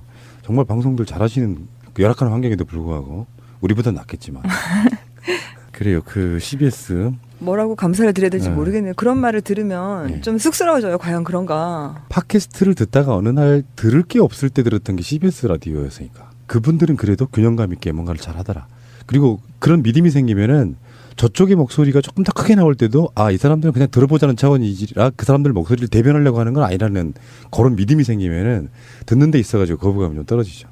김어준의 뉴스공장 듣는 게 그런 거잖아요. 자유한국당 류의 정치인들 나와도 대부분의 사람들은 그게 김어준이 이 사람들 말 전달하고 싶어 하는 게 아니라 균형 때문에 구색 맞추는 거라고 믿기 때문에 그 방송 듣는 거죠. 근데 진짜로 알고 싶을 때도 있죠. 어떤 생각, 어떤 힘으로 저렇게 밀고 나가는가. 그러니까 항상 중요한 거는 제가 생각할 때는 저는 PD님도 이렇게 1000일이 넘게 매일 연속 방송을 하는 PD님도 궁금해요. 무슨 힘으로, 무엇 때문에 이렇게 하는가. 근데 힘이랄 건 없고요. 이종의 관성 같은 게 돼버린. 그러니까 세상의 모든 기록은 저는 관성으로 만들어지는 거라고 봐요. 멈추면 이상해지는 오히려. 그런 거라서 거기다 의미부여를 되게 멋있게 해버리면은 그게 마치 말도 안 되는 속살은 안 그런데 신화적 이야기가 돼버리니까 그냥 관성처럼 하는 거라고 생각이 들고요. 집착일 수도 있고. 그러니까 저는 약간 생각이 다른데요. 그러니까 저도 어쨌든 시사 프로를 굉장히 오래 한 PD인데 제일 그러니까 아까 저희는 로테이션 근무를 하니까 이거 하다 안 하다라는 표현을 썼죠. 근데 한 5년 전에 제가 만약 방송을 했어요. 그런데 5년 뒤에 그곳에 다시 연결을 하면 똑같은 일이 아직 해결되지 않고 반복되거나 그냥 변함없이 있는 걸 느낄 때 그런 생각을 한단 말이에요. 근데 방송을 한 번 하는 거 뭔가에 관심을 기울이는 게 대체 뭘까? 한 사람의 삶이 전혀 변하지 않고 있는데 그런 생각 저는 참 많이 한단 말이에요. 그때는 관성이라는 말, 우리가 관성적으로 방송한다는 말이 사실 틀려요. 왜냐하면 아프니까. 그렇다는 게 아프니까. 왜냐하면 그러니까 시사 프로 하는 PD들이 오래오래 하다 보면 어떤 문제가 생기냐면요.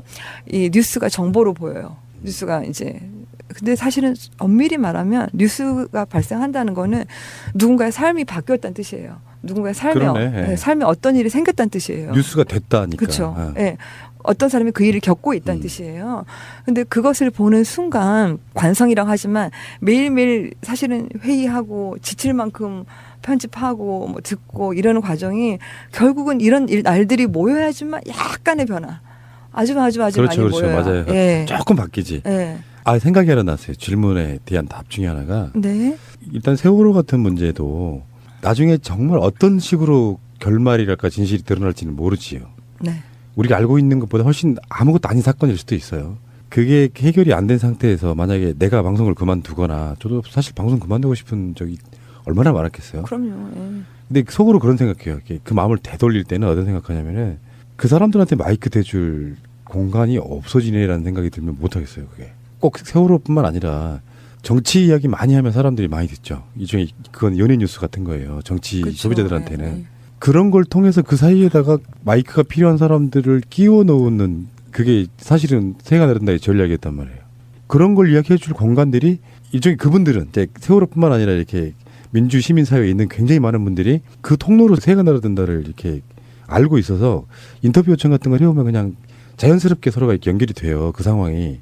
근데 그게 사라진다고 생각하니까 마음속으로 쓸데없는 책임감이 생긴 거예요.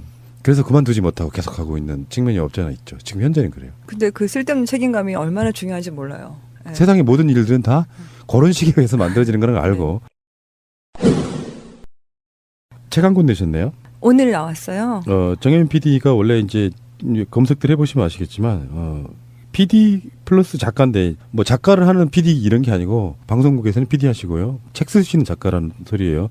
우리가 구성 작가라고 오해하실까봐. 이 책들 말고도 전작 책들이 꽤 많이 있잖아요. 네. 몇 권이나 쓰셨어요? 그거를 잘 세진 않는데요. 개인적으로는 책을 쓰는 게 어떤 의미로 좋냐면요. 그러니까 다른 사람은 다르지만 저의 경우는 뭐냐면 책을 처음 쓸 때 알고 쓰지 않아요. 무슨 책을 쓰게 될지 알고 쓰지 않아요. 막 기획을 쫙 해서 쫙 가지 않고 쓰다가 결국 제가 쓴 문장에 제가 영향을 받아요. 내가 쓰는 책이 나를 만든다.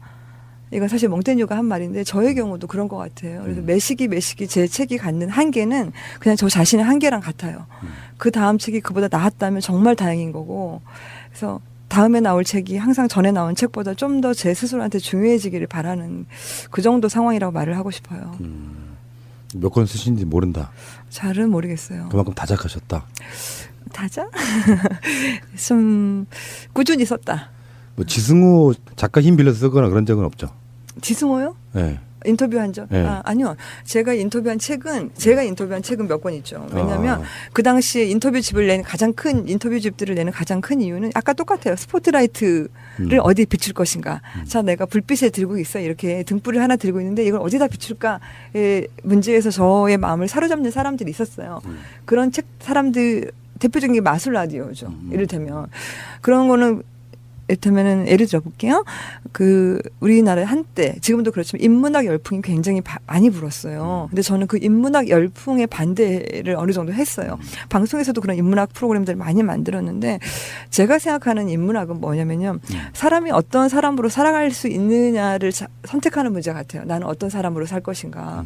근데 그거를 플라톤이나 아리스토텔레스를 몰라도 많은 사람들이 자신이 어떤 일을 겪었기 때문에 그리고 그 일을 숙고해 봤기 때문에 깊게 생각해 봤기 때문에 어떤 태도들을 갖게 돼요. 아까 말한 대로 나는 이것은 절대 하지 말아야겠다. 이런 짓을 하고 살 수는 없어. 그리고 이 일은 꼭 내가 해야 해. 뭐 이런 것들이 마음속에 있단 말이에요. 저는 그런 마음들이 굉장히 알고 싶고 그래서 우리도 팟캐스트 하잖아요. 근데 저도 이렇게 자려고 누우면 어쩔 때 불면하는 밤 있잖아요. 불면의 밤. 잠이 오지 않는 밤. 그때는 제가 들었던 이야기들을 떠올릴 때가 있어요. 어떤 이야기들의 힘으로 살아야겠다. 어떤 이야기들의 영향을 받아야겠다. 그런 이야기를 쓴 거란 말이에요. 그래서 끝없이 마음을 이렇게 좀 힘을 내기 복돋아주는, 격려하는, 좀 더 마음이 좋은 방향으로 흘러가게 하는 그런 이야기들을 이제 기록을 계속 해왔던 거죠. 그 방송사 일은 그만두시는 게 나을 것 같아요. PD 열심히 합니다. 책 쓰고 네. 뭔가 이렇게 대담하고 네. 이런 게 천직일 것 같은데 네. 자기 목소리도 안 들어가는 연출만 하고 있자니 얼마나 힘드시겠어요. 근데 영혼이 맑으신 분. 근데 어떤 사람이랑 있을 때 야, 우리 좀 더 이야기하자. 계속해. 그때 느끼는 행복감 아시죠? 진행자니까. 야, 이 이야기는 진짜 재밌어. 좀 더 하자. 그거를 찰스 부코스키라는 작가는 말러 음악을 라디오에서 말러 음악이 나오는데 좋아, 말러. 잘하고 있어. 더해. 계속해. 이런단 말이에요. 그 더해. 계속해 같은 방송을 만들고 싶은 꿈이 있어요. 팟캐스트, 그러니까 새가 날아든다는 정말 그렇죠. 계속해봐. 맞아요, 잘하고 있어. 예. 기분 좋으면 2시간 더 가자, 3시간 더 가자. 그죠. 그러는데. 잘하고 있어. 새벽 4시에 궁전 다큐를 들으면서 2% 만든 사람은 어떤 생각으로 만들었을까? 제가 남의 방송 들을 일은 사실 거의 없어요. 시간이 안 돼요. 데일리로 하는 사람들은 시간에 쫓기다 보니까 자기의 수준이나 자기 의도하고 다르게 방송이 나가는 경우도 꽤 있는데 다큐를 봉들여서 막 만들잖아요. 네. 그러면 거기 정말 1분에 한 번씩 그 사람의 의도가 보일 때가 있어요. 그렇죠. 어떤 의도를 만들었는지가. 그래서 제가 그때 정혜윤 PD한테 감명을 받았죠. 저는 이렇게 생각해요. 현직에 있는 PD라고 해도 어쩌면 시대를 대표할 만한 지성일 수 있겠다 이런 생각해봤어요. 좀 쑥스러운데요. 당연히 쑥스러워야죠. 이건 본인들이 받아들이기 좀 힘들겠지만 네, 힘드네요. 언젠가 이제 이게 그 어떤 한 사람의 역사로만 보면은 정혜윤은 뭐 몇 살 때 책을 쓰기 시작하여 뭐 그러면서 이제 그 사람의 그 역사적인 그 글 쓰는 거에 어떤 스토리랄까 역사가 이렇게 다시 있죠. 만들어지는데 네. 그때 제가 느낀 게 이제 그 다큐멘터리로 감명받아가지고 이 사람이 솔직히 말씀드리면 내일은 방송은 잘 안 들어요. 들을 일도 없고 거기서 나오는 얘기가 다 우리가 하는 이야기이기 때문에 특별히 들어야 될 얘기 별로 거의 없어요. 만드는 방송은. 근데 책은 나오면 꼭 한 번씩 보고 싶다 해서 제가 책 나왔다면서요. 그래서 제가 한번 모셔봤어요. 무슨 책인지 또 궁금해요. 책 제목이 아까 뭐라 그러셨죠? 인생의 일요일들 소개 좀 해주세요. 이렇게 돼요. 아까 다시 봉중파, 지상파 PD인 라디오 네. PD인 저가 이제 시사자키라는 프로그램을 하고 있을 때 시간이 하나도 없었어요. 바빠요. 왜냐면은 방송 준비하고 섭외하고 원고 쓰고 편집하고 생방하고 그리고 나서 가서 쉬면 되잖아요. 근데 기사를 써요 또. 한동안은 특히 작년에 게이트 쓸 때는 기사가 거의 매일 나갔어요. 매일매일 썼어요. 그래서 이렇게 쓰던 어느 날 이런 생각을 했어요. 야, 만약에 나한테 시간이 조금 더 있으면 나는 뭐를 하고 싶을까? 시간이 없다는 바쁘다는 생각이 든다. 근데 시간이 좀 있으면 뭐 할 건데? 이런 질문을 저한테 던져보게 됐어요. 그랬더니 그 생각이 하나 하고 있을 무렵에 어떤 일이 있었냐면 어떤 분을 섭외했어요. 근데 거절하셨어요. 그분은 핸드폰이 없어요. 근데 저는 일단 핸드폰이 없는 사람 굉장히 좋아해요. 일단 막 그래서 핸드폰이 없으시구나. 벌써 이제 호감이 생겨요. 그런데 그분이 이제 방송을 거절하시는 이유가 이메일로 거절하시는 이유가 자신은 잘 사라지기에 관심이 있다. 사라지는 거. 나도 그런데. 네. 어떻게 하면 세상에 잘 사라질까 여기에 관심이 있어서 방송에 나가서 뭐 쓸데없는 말을 하거나 잘 알지도 못하는 말을 하는 것을 그만둔 지 오래입니다. 이런 답장이 왔어요. 멋지다. 멋있죠? 그래서 제가 또 얼마나 깊은 호감을 느꼈겠어요. 정말 이분이 그러시면서 자신은 대신에 숲에 자주 간다고 그래요. 숲이란 곳에 간다고. 그래서 제가 별 뜻 없이 선생님 그럼 저한테 숲 이야기 좀 보내주세요. 그냥 그런 거예요. 그래서 저는 한 편 보내줄 줄 알았어요. 근데 한 편, 두 편, 세 편, 네 편 계속 오기 시작하는 거예요. 그분도 아마 숲 이야기를 좀 하고 싶었는가 봐요. 근데 글은 짧아요. 뭐 5줄, 6줄밖에 안 되는데 그 글을 읽고 제가 깜짝 놀랐어요. 글이 짧지만 엄청 정갈해요. 그리고 군더더기가 없고 제가 회사에서 가끔 밤에 저녁에 이렇게 일을 하다가 메일을 열어서 숲 이야기 이렇게 편지가 오면 읽으면 사무실이 갑자기 순식간에 숲으로 바뀌는 것 같아요. 깊고 그리고 나뭇잎 사이로 햇살이 싹 들어오고 그리고 바삭 소리 나고 그래서 제가 답장을 써야 되잖아요. 이제 숲 이야기 오니까 근데 선생님 잘 읽었어요? 이렇게 해서는 좀 부족한 것 같고 선생님 글 잘 쓰시네 이것도 아닌 것 같고 선생님 계속 더 해주세요 이것도 아닌 것 같고 그래서 저도 답장을 정말 좋은 글을 보내고 싶은 그 욕망이 이글지글한 거예요. 아하. 그래서 편지를 쓰기 시작한 거예요. 선생님 저에게도 들려주고 싶은 이야기가 있어요. 이렇게 시작하는 글을 쓴 거예요. 그게 이제 제목은 일요일의 편지였어요. 그때 당시에. 아하. 왜냐면 일요일에 썼으니까. 예. 근무하지 않는 날 썼으니까. 그러면서 일요일이란 어떤 시간인가 생각하게 된 거예요. 도대체 우리한테 일요일은 뭔가. 내 인생 일요일은 뭔가 생각하게 된 거예요. 옛날에 제가 해고 노동자들을 취재한 적이 있어요. 근데 이 해고 노동자는 어떻게 해고가 됐냐면 일을 참 잘해. 일을 하면서 해고가 안 됐는데 해고가 안 됐으니까 좋잖아요. 근데 그 해고자 명단을 딱 봤더니 기분이 나빠졌어요. 왜냐면 나랑 친한 형들이 거기 있는 거예요.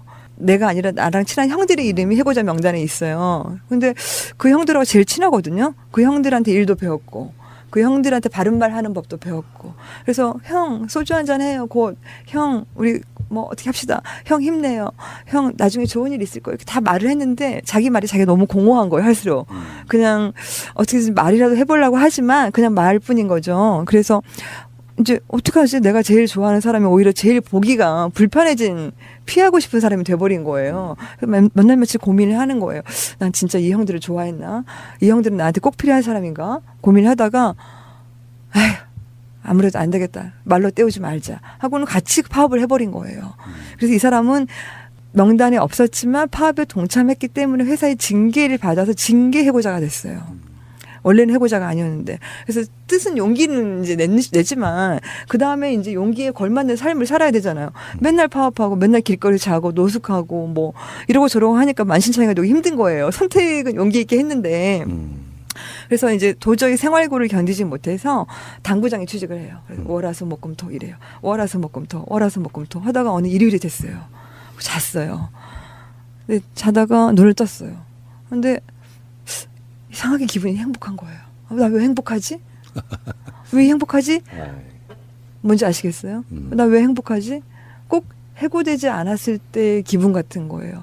빨래 냄새 좀 나고 그리고 늦잠 자도 괜찮고 별로 할 일 없고 빈둥빈둥 거리다가 좀 TV 좀 보다가 자서 내일 아침 일어나서 직장에 가면 되는 그런 냄새가 난 거예요. 그래서 이거 일요일의 냄새잖아. 맞아. 그래서 그분이 일요일에 이렇게 푹 쉬다가 어떻게 했느냐. 사실은 그리고 나서 바로 또 파업하는 형들한테 돌아갔어요. 왜냐면은 일요일에 쉬고 힘을 얻은 거예요. 기운을 차린 거예요. 그리고 내가 생각하는 일요일의 시간은 좀 나에게 내 마음이 어디로 가는지를 생각해 볼 수 있는 시간. 지치지 않고 회복된 상태로 무슨 일을 할 수 있는 시간. 이렇게 된 거죠, 그분한테는. 제가 그 일요일에 편지를 쓰다가 그분의 일요일이 생각이 난 거예요. 일요일은 그런 시간이겠구나.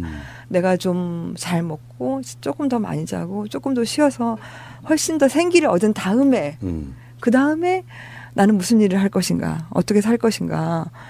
그리고 누구 옆에 있을 것인가. 누구의 말에 귀를 기울일 것인가. 마음에 충실한 시간, 이 일요일의 시간이겠구나 해서 이제 인생의 일요일이라고 제목을 붙인 거예요. 일요일들이죠. 그래서 지금 말한 게 서문이에요. 선생님 편지 잘 받고 있어요. 한 다음에 제가 일요일에 편지를 쓰겠는데 우리가 이제 우리의 세계관 안에서 우리는 이제 시간은 약간 직선적인, 그러니까 해결해야 될 문제들, 내일이면 해결해야 될 문제, 그리고 뭐 각자의 일, 각자의 사랑, 각자의 삶 때문에 복잡한 마음을 안고 어딘가를 향해 가고 있단 말이에요. 근데 그런 직선적인 시간관이 아니고 순환적인 시간관을 생각할 수 있어요. 순환.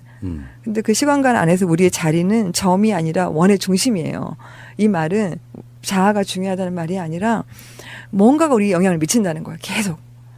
우리가 우리한테 영향을 미치는 것 안에 에워싸여 있을 수 있다. 근데 우리를 에워싸고 있는 것들이 우리를 살게 도울 수도 있어요. 일요일은 특히 그런 시간이에요. 그냥 익숙한 이불, 가족, 혹은 음악, 먹다 먼 컵, 뭐 이런 것들 속에서 내가 편안함을 느끼는 거죠. 그 시간. 혹은 정반대로 저 같은 경우 언제 느끼냐면 이렇게 나무 그늘이 있고 바람이 좀 불고 새소리 들리고 그리고 책 한 권 들고 거기에 에워싸여 있을 때 굉장히 힘을 얻거든요. 그러니까 나에게 힘을 줄 수 있는 거.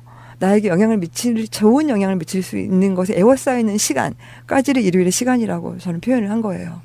내가 언제 행복한지 한번 잘 생각해 보는 거예요. 내가 언제 좀 이 지상에 있는 게 덜 힘든지, 내가 누구랑 같이 있을 때 혹은 무엇을 하고 있을 때 그것들에 에워싸여 있는 시간을 일요일의 시간이라고 표현을 한 거예요. 그럼 그 전체적으로 내용들이 네. 편지 형식으로 만들어진 거예요? 전체적인 편지 형식이고 선생님한테 답장을 보내는 형식이고요. 그다음에 선생님이 일본의 숲 이야기를 하셨거든요. 일본 선생님 아사마 그 산 밑에 있는 그 근처를 쭉 산책하는 긴 시간 동안 천천히 산책하는 이야기를 보내주시는 거예요. 근데 저는 그만큼 저한테 아름다웠던 이야기는 저는 그리스였어요. 그리스의 스파르타, 에피다브로스 델포이 몇 개 지역을 제가 쓴 거죠. 왜 그곳이 그렇게 나한테 좋았는가. 그래서 그것을 떠올릴 때 나에게 기쁨을 주고 지금 약간 고민이 덜어지는 그 기억들 이런 거에 대한 이야기예요. 그래서 일요일의 시간은 지금 일상과는 조금 다른 시간이고 우리에게 있는 행운의 하루고 좋은 날이고 그리고 그 시간 속에서 내가 나를 좋아하는 것들에 에워싸여 있고 그런 시간을 말을 하는 거예요. 지금까지 나온 책들을 한번 제가 제목을 한번 나열해 볼까요? 침대와 책, 삶을 바꾸는 책 읽기, 세계가 2번 진행되길 원한다면, 그들은 한 권의 책에서 시작되었다, 사생활의 천재들, 여행 혹은 여행처럼, 마술 라디오, 그의 슬픔과 기쁨, 런던을 속삭여줄게, 스페인 야간 비행, 뭐 이런 거예요. 네. 엄청나게 쓰셨구나. 시간이 돼요 이게? 그게 이제 많은 분들이 조금 궁금해하는데 사실은 저희가 처음에 라디오 PD로 입사해서 처음 교육받은 게 두 가지예요. 하나는 인물 다큐 만드는 거. 자, 만약에 새가 날아든다 PD를 갖고 다큐를 만들어 와라. 일주일 내에. 그러면 이제 한 이틀 취재하고 하루는 원고를 써야 돼요. 2, 3일. 근데 어떤 사람을 어떻게 이틀 만에 알아요? 모르잖아요. 근데 그 이틀 동안 알려고 최대한 있는 힘, 없는 힘을 다 써야 돼요. 그리고 그거를 다른 게 아니에요. 영상이 없어요. 우리는 라디오 PD니까. 오로지 글로만 표현할 수 있어요. 글과 그 사람의 목소리. 그리고 그 사람이 내는 소음들. 이 세 가지로 사람을 구성해 보는 거예요. 그 사람이 움직일 때 나는 소리. 그 사람의 말. 그리고 내가 받은 느낌. 근데 그 글로 한 사람을 표현한다는 그 훈련이 사실은 글을 어떻게 보면은 굉장히 어렵게 여기게. 그리고 더 정교해져도 더 부족하다 한 것을 여기게. 하지만 빨리 쓰게. 이렇게 만들었죠. 그 시간이 안 될 것 같은데도 하는 거 보면은 그 부지런한 사람, 천성적으로 부지런한 사람, 아까 제가 뭐 관성 이야기했는데 그런 관성이 있으신 것 같고 전업 작가하셔도 되잖아요, 사실. 근데 이런 건 있어요. 천성도 바뀌는 거라면 저는 대체로 엄청 게으른 편에 속하고요. 엄청 근데 정말로 저한테는 뭐가 있냐면요. 아, 나는 책이 없었으면 큰일 났다. 이게 있어요, 진짜로. 야, 책 없으면 나는 망할 뻔했어. 이게 있어요. 왜냐면 생각이 너무 작고 별로 깊지 않고 경험이 별로 없어서 남한테 결례를 많이 하게 돼요. 근데 책을 읽어야지 겨우겨우 다른 사람은 이럴 수 있다는 걸 계속 알게 된단 말이에요. 그래서 남을 나 때문에 힘든 일을 덜하게 할 수 있어요. 그러길 바라는 거죠, 진짜. 그게 어떤 느낌인지 아마 굉장히 많은 분들이 알아들었을 것 같아요. 저도 그렇고. 팟캐스트 좋은 점은 1시간 인터뷰하든 30분 인터뷰하든 항상 이런 질문을 마지막으로 드려요. 뭐요? 못하신 이야기 할 기회 드리겠습니다. 지상에서 지금 우리 삶을 사는 동안 조금 더 편하게 지낼 수 있는 정체성을 선택할 수 있는 문제가 사실 이 책에 대한 거예요. 어떻게 보면 저는 일요일에 편지를 쓰는 사람으로 살았을 때 굉장히 편안했어요. 행복했어요. 그리고 그러니까 PD님도 뭐 새가 날아다 PD라는 정체성도 있고 여러 정체성이 있지만 그중에 어떤 정체성은 유독 내가 지상에 있는 걸 더 좋아하게 만들 수도 있어요. 저는 그때 아주 귀여운 푸들의 주인이라는 정체성과 제 푸들 이름이 장자크 루시예요. 장자크 루소에 있었다면 장자크 루시인데 우리 루시의 주인이라는 거 그리고 일요일에 편지를 쓰는 사람이라는 정체성 이 정체성은 언제든지 저한테 좀 그 당시에 특히 힘을 내게 했던 것 같아요. 그래서 일요일의 시간은 다시 말하면 다른 시간이고 좀 다른 정체성으로 살아보는 시간이고 그렇다고 저는 생각을 합니다. 기대돼요. 저도 책이 아직 안 나와가지고 아직 받아보질 못했는데 오늘 나왔어요. 그러니까 방송하는 이 시간까지는 아직 안 나와서 받아보지를 못해서 저도 책 읽는 거를 사실은 농담으로 이제 자기가 똑똑한 척 하려고 책 읽는 거 좋아요 이렇게 방송으로 해본 적은 없어요. 책 읽을 시간이 없다 이렇게 농담으로 얘기하는데 앉아서 이렇게 쪽 있잖아요. 몇 페이지씩 읽는 걸 되게 좋아해요. 그래서 시간이 다시 나면 다시 달려가가지고 책갈피 속에 한번 다시 넘겨보는 그 재미가 좀 있는데 있죠. 네. 그 책 한번 읽어보고 정혜연 PD를 책으로 만나면 또 어떤 사람일까 이것도 궁금하고요. 인생의 일요일들이고요. 이분은 제가 보기엔 마케팅의 소질은 없다. 오늘 저는 새가 나른다 다시 와서 참 좋습니다. 이런 공간 있죠. 시대가 바뀌어 세월이 조금 시간이 흘러도 여전히 어떤 공간이 그 자리를 지킨다는 느낌은 정말 좋은 것 같아요. 정권이 바뀐다고 미디어의 체질이나 스타일이 바뀌는 건 아니에요. 그래서 기존에 있던 미디어가 못하는 것들이 분명히 있다. 이렇게 저는 그렇게 생각을 하기 때문에 문재인 정권 5년 내내도 굉장한 쓰임새가 있을 매체가 팟캐스트가 아닌가 이렇게 생각을 해봅니다. 네. MBC는 벌써 알바끼 들어가서 지금 그러고 있잖아요. 자, 나와주셔서 감사드리고요. 다음에 또 뵙겠습니다. 고맙습니다. 안녕히 계세요. 이나 자유한국당 부류의 야당들이 제기하는 의혹들 중에는 그러니까 이름을 네이밍을 의혹이라고 붙여서 그렇지 실제로 의혹일 수 없는 것들이 훨씬 다수입니다. 우리도 그런 방식으로 방송을 많이 해왔죠. 뭐 한다는 의혹이 있음. 실제로 까보면 아닌 경우도 꽤 있을 수 있고요.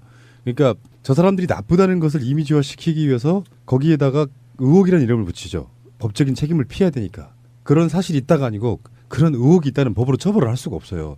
그 의혹이 있다라는 말에 너무 현혹되지 할 필요는 없겠지만 털어서 먼지가 안 나기는 힘들어요. 왜 그러냐면 아까 제가 털어서 먼지가 안 나는 사람은 없다고 말한 이유가 그 모든 것은 의혹으로 털면 그게 안 나올 수 있는 사람은 사실 사람이 아닌 거잖아요. 예를 들어서 선거 과정에서 문재인 대통령의 아드님 그 문준영 씨에 대한 뭐 취업에 관련된 그것도 의혹이잖아요. 근데 본인들이나 주변 사람들이 항변을 보면 의혹일 수가 없는 건데 이미 의혹이 제기된 상태에 오랜 시간이 지나고 나면 그게 사람들한테는 당연스럽게 받아들여지는 측면이 있어요. 그런 방식으로 이 사람, 인간계의 사람이 아닌 이상 의혹이 없는 사람은 없다. 저는 그렇게 생각을 합니다. 근데 실제로 팩트로 드러난 것들이 얼마나 치명적이냐. 정말 공직자가 될 수 있는 자격이 안 되는 의혹이냐가 중요한 거지. 의혹은 저한테도 지금 붙이려고 그러면 한 500개 붙일 수 있어요. 좀 전에 우리 민보 의원님한테 그 주스 하나를 얻어먹었어요. 근데 요거를 의혹을 붙이려면 어떻게 붙일 수 있냐면 자기보다 어린 사람에게 강요하여 주스를 사오도록 압박했다라고 의혹을 제기할 수가 있어요. 근데 사실은 그게 주스 아닌데. 강매 의혹. 강매는 나한테 파는 거고. 그러네. 그러니까 어쨌든 간에 그 피와 같은 돈을 들여서 주스를 사오게 만들었다는 의혹을 제기할 수 있는 거잖아요. 사실은 아닐지라도 그런 면에서 봤을 때는 의혹이 제기되는 건 당연해요. 이 사람 너무 깨끗해. 너무 깨끗한 것도 의혹일 수 있어요. 다 숨겼지라고 물어본단 말이에요. 의혹이 없는 사람은 없다 이렇게 보시면 되겠습니다. 그러면 그 드러난 의혹이 얼마나 크리티컬한가를 보기 위해서 인사청문회를 한다고 보면 되는 건가요? 그러니까 인사청문회는 제가 나간 방송에서 드린 적이 있지만 왜 인사청문회를 하느냐가 중요해요. 인사청문회를 지들끼리만 하고 말려고 하는 게 아니고 인사청문회 원래 취지가 이 사람이 공직자의 높은 자리에 올라갈 사람인데 국민들이 직접 그 사람이 그러니까 국민을 대리한 국회의원들로부터 질문이나 의혹 제기를 받았을 때 어떻게 명쾌하게 답하고 해결하느냐 또 어떤 죄가 있느냐 같은 거를 국민들이 보고 판단하라는 뜻이에요. 국회의원들이 그걸 갖고 이 사람은 장관이 돼도 좋겠어. 장관이 되면 안 되라고 판단한다기보다는 국민들이 판단하는 거다. 그게 원래 인사청문회 취지입니다. 그래서 TV 중계도 해주고 그러는 것이고요. 그런 측면이라서 제가 보기에는 그 인사청문회라고 하는 것이 그걸 막 털어내고 뭐 이런 차원보다는 왜 살아보면 그런 거 있잖아요. 우리끼리 뭔가 대화하다 보면 이 사람은 이걸 좋아하고 저 사람은 저걸 좋아해. 비슷한 이야기인데 그걸 다 이름하여 가치관의 문제라고 해요. 정답이 있는 게 아니라 가치관에 따라서는 이게 더 좋을 수도 있고 나쁠 수도 있잖아요. 그렇게 평가할 수 있는 것들이 꽤나 많아서 대표적인 게 김상조입니다. 강경화도 그렇고 두 분 다 의혹을 되게 많이 제기했지만 막상 이야기 들어보니 다 이해가 돼. 그럼 국민들 입장에서는 뭐 저거 별거 아니네. 장관 해도 되겠어. 라고 말해서 여론조사에 나타나는 거지 않습니까? 강경화 후보자에 대해서 그렇게 많은 의혹을 쏟아부었지만 60%가 넘는 국민들이 저 정도는 문제없어라고 답하고 있는 거잖아요. 결국엔 인사청문회의 기본 취지는 국민들이 그것에 대한 평가를 내리는 것이고요. 문재인 대통령은 또 그것만 믿고 임명 강행하는 거고요. 이렇게 되는 거고 또 그걸 딴지 걸어가지고 또 다른 것까지 못 해주겠다는 야당들도 상당한 문제가 있는 것이죠. 네, 이 의혹이라는 단어가 정말 코에 걸면 코걸이, 귀에 걸면 귀걸이인 게 정말 아무것도 없어도 뭐든지 다 갖다 붙여가지고 의혹 해가지고 뭔가 있는 것처럼 꾸밀 수도 있고요. 자, 여기서 우리 의혹놀이 한번 할까요? 서로가 서로를 디스하면서 의혹놀이. 민보 의원님은 어떤 의혹? 요즘에 하는 걸 봐서는 뭔가 처음에 여기 시작한 것부터 아까 그 주스 의혹 거기서 붙이는데 푸나님께 뭔가 주스를 갖다 바침으로 인해서 이제 이 자리에 뭔가 앉게 되는 이런 뇌물 특혜를 받기 위한 뇌물. 특혜에서 뇌물 수수. 그거는 또 푸나님한테도 같이 되네요. 그러면. 근데 공교롭게도 이게 처음 얻어먹어본 거라서 그리고 제가 이런 거 얻어먹는 걸 정말 안 좋아해요. 뭐 사주는 거야 뭐 어떻게 사갖고 오는 걸 먹기 싫어 내칠 수는 없고 정말 맛있게 먹긴 먹어주는데 요거는 의혹 해소됐습니까? 이제 본인의 입장 그렇습니다. 통과시켜 주십시오. 근데 그것이 저는 원래 뭐 어디 얻어먹는 게 싫습니다. 이걸 어떻게 증명할 거야? 주위 사람들한테 이제 증인을 신청해야죠. 박승훈 노무사님 같은 분들 증인 신청해서 실제로 푸나가 이런 걸 받는 걸 좋아하느냐 아니냐를 이제 증명해서 물어보면 되겠죠.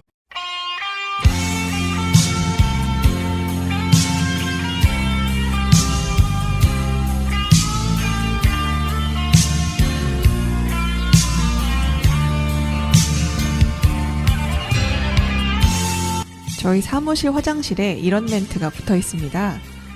물 좀 확실하게 내려주세요. 뒷사람이 당신의 잔여물을 확인할 필요는 없지 않습니까? 볼 때마다 참 기분 나쁘고 내가 안 그랬는데요? 하면서 항변하고 싶은 욕구가 치솟아 오르는데요. 누가 붙였는지 알기 때문에 차마 뗄 수도 없고 그래서 위에 짧은 실을 붙여서 아래 글로 받은 상처 달래주는 그런 멘트를 붙여놓는데요. 같은 말도 어떻게 표현하는가가 얼마나 중요한지 다들 아시죠? 함께 노력해봅시다. 오늘도 그대 마음에 작은 힐링이 되고픈 자갈자갈 컨셉 없는 자유로운 방송 시작합니다.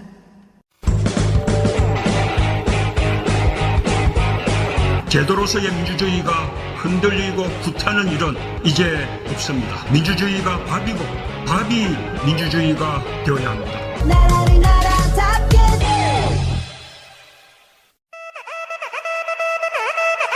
정치 이야기에는 수준이 없다. 삼촌, 정치가 뭐예요? 정치 이야기는 수준이 없다. 푸나 삼촌 정치가 뭐예요? 네. 훈나무님, 민보연님 안녕하세요. 안녕하세요. 예, 안녕하십니까. 네. 오늘은 두 분께 한번 질문을 드려보고 싶어요. 얼마 전에 그 프랑스 관련 정치 기사를 보면서 우리나라는 아직 정치적 의식 수준이 낮다라는 말을 봤는데, 두 분은 본인의 정치 의식 수준 어느 정도라고 생각하세요? 정치의식 수준? 네. 어떤 기준이냐에 따라 다르겠지만 그게 높다 낮다로 저는 표현하고 싶진 않고요. 민주시민으로서 우리 대표자들을 뽑는 정도가 가장 기본이라고 하면 그 다음부터는요. 내가 해야 되는 의무 같은 것들도 좀 있다고 생각하거든요. 그 의무를 확실하고 명확하게 지킬 때 그게 그 수준이 아주 기본이라고 생각해요.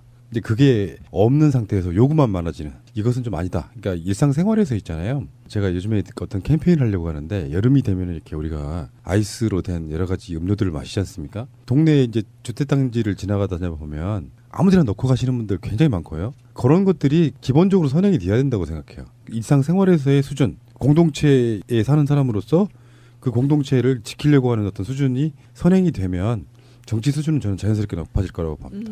다 모든 것이 함께 가는 것이다. 네. 일리 있는 말씀인 것 같아요. 네, 저는 정치 인식 수준은 저도 정할못이니까 높다고 말할 수는 없을 것 같고, 다른 척도로 제가 생각하고 있는 것은 이제 정치 참여 수준으로는 가끔 생각해 볼 때가 있어요. 저 같은 경우에는 투표는 하지만 투표 운동까지, 그러니까 선거 운동에 뛰어들 정도로 정치에 적극적으로 참여하고 있지는 않은 그 정도 수준이라고 저를 세팅해 놓고 있습니다. 수준 낮다고 생각하지 않아요. 그 수준이라는 게 아주 객관적인 데이터가 있는 게 아니에요. 어떤 어느 정도 열정을 갖고 뭔가를 하느냐지 그것은 수준이 낮아서가 아니라 아직 사회적 경험이 많지 않은 정도로 저는 바꿔도 된다고 생각해요. 네, 반드시 꼭 행동으로 이어져야지만 그게 수준이 높은 거다라고는 생각하지 저도 않습니다. 다만 이제 뭐 다른 나라 유럽의 특히나 유럽의 정치와 비교했을 때 우리나라 사람들의 인식이 정말 그렇게 낮은가? 저는 좀 의문이기도 했거든요. 그래서 아니다. 우리도 다 올바른 사고와 인식하고 있다라는 생각을 하고 있는데 저평가받고 있는 것이 아닌가라는 생각을 해봤습니다. 우리는 세계적으로 가장 높은 수준의 정치 수준 갖고 있다고 봐요. 이번 박근혜 탄핵 정국이 우리 국민들의 정치적 수준이 높음을 세계 만방에 자랑한 정치 선진국들을 가도 우리보다 훨씬 떨어진 사람들 굉장히 많습니다. 진짜 중요한 건 촛불 시민으로 대표되는 그 수준은 이렇게 높은 나라는 없다. 폭력 한 건도 없이 법에 의해서 대통령을 끌어내리는 수준은 미국도 지금 보여주고 있지 못하잖아요. 그걸로만 보면 전 세계에서 저는 1위라고 봅니다. 네, 맞습니다. 네, 오늘의 질문 부탁드립니다, 보현님. 첫 번째 질문. 인사청문회 털어서 먼지가 안 나오는 사람은 진짜 없나요? 진짜 없을까요? 과연?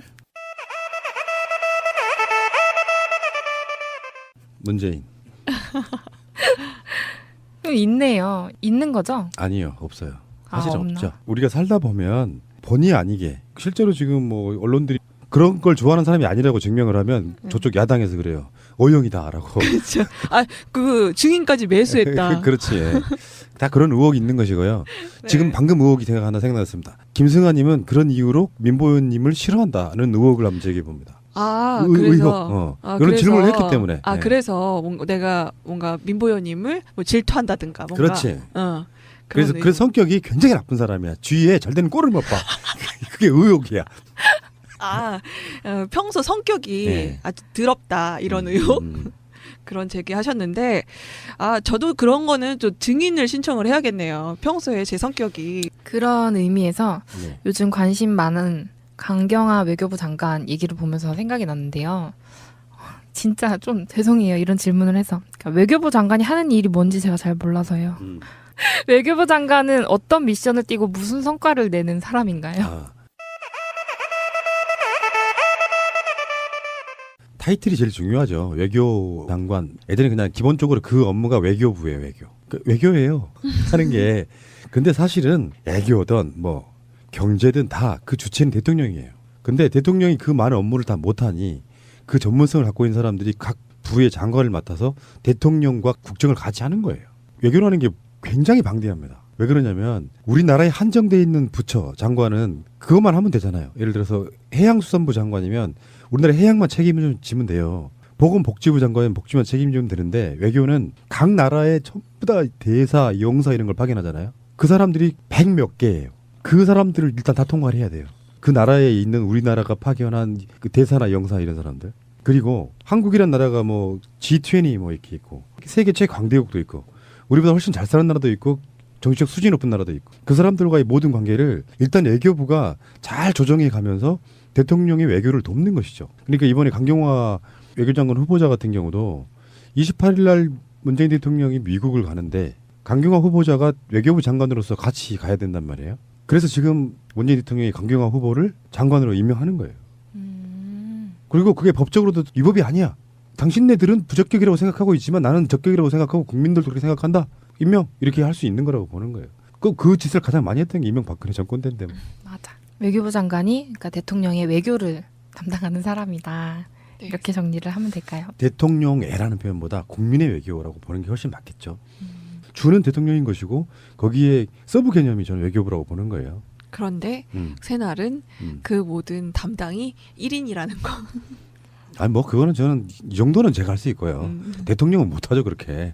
대통령이 직접 막 전 세계로 전화기 돌리고 기르기는 못하는 거지. 네, 알겠습니다. 세 번째 질문 조금 다른 얘기예요. 요즘에 이제 개발도상국에도 관심을 많이 가져요. 제가 소셜벤처 쪽에 있다 보니까 개발도상국에 뭐 한다는 그런 소셜벤처들 되게 많아요. 물 뭐 식수를 정화해주는 기계, 우물 파는 기계. 이런 개발도상국을 원조하는 방법들이 어떨 때는 가끔 물고기를 그냥 잡아서 주는 게 아닌가. 그러니까 물고기 잡는 방법을 알려주는 게 진짜 원조가 아닌가? 그런 생각이 들 때가 많아요.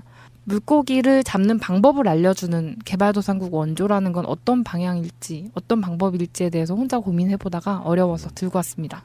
이거는 우리 승아님이 또 그 비슷한 일을 아프리카까지 하고 또 가서 돌아왔잖아요. 네, 맞습니다. 그래서 그때 그런 이야기를 방송을 한번 여러 번 나간 시리즈로 나간 적 있죠. 말라위? 네, 아. 정말 아프리카 최극빈국이라는 말라위에서 한 보름 정도 보내고 왔는데요. 거기 가면서 진짜 그런 걸 많이 느꼈어요. 보현님께서 지적하셨던 정말 그냥 물고기를 잡아다 그냥 주기만 하고 잡는 법을 가르쳐주지 않았기 때문에 지난 한 30년, 50년 가까이 지난 시간 동안 원조를 해줬지만 정말 밑빠진 독에 불붙기였고 사람들을 어디 가면 그냥 꽁돈이 생긴다. 라는 인식만 가지고 살게끔 그래서 뭐 굉장히 어린 아이들도 가장 처음 배운 영어가 기분이 뭐니 뭐 이런 것을 보니까 정말 너무 마음이 아팠습니다. 그래서 많은 단체들이 그 후원한다고 하고선 현지 가서 그 뭐 물펌프 뭐 이런 거 설치해서 사진 찍고 또 한국이나 뭐 각 본국에 돌아와서 홍보를 하는데 홍보용으로만 네. 근데 더위보다도 더 뜨거운 곳에서 고생하는 분들이 있습니다. 어디냐? 뜨거운 데서 고생하시는 분들 굉장히 많겠지만 그 중에서도 저 남녘 땅에 목포 신항에 그 옆으로 누워진 그 세월호 안에 그 안에서 선내 수색 작업을 하시는 작업자분들 이분들 정말 고생하고 계시거든요. 네, 맞습니다. 특히나 기본적으로 이제 큰 배다 보니까 이게 쇠로 돼 있잖아요.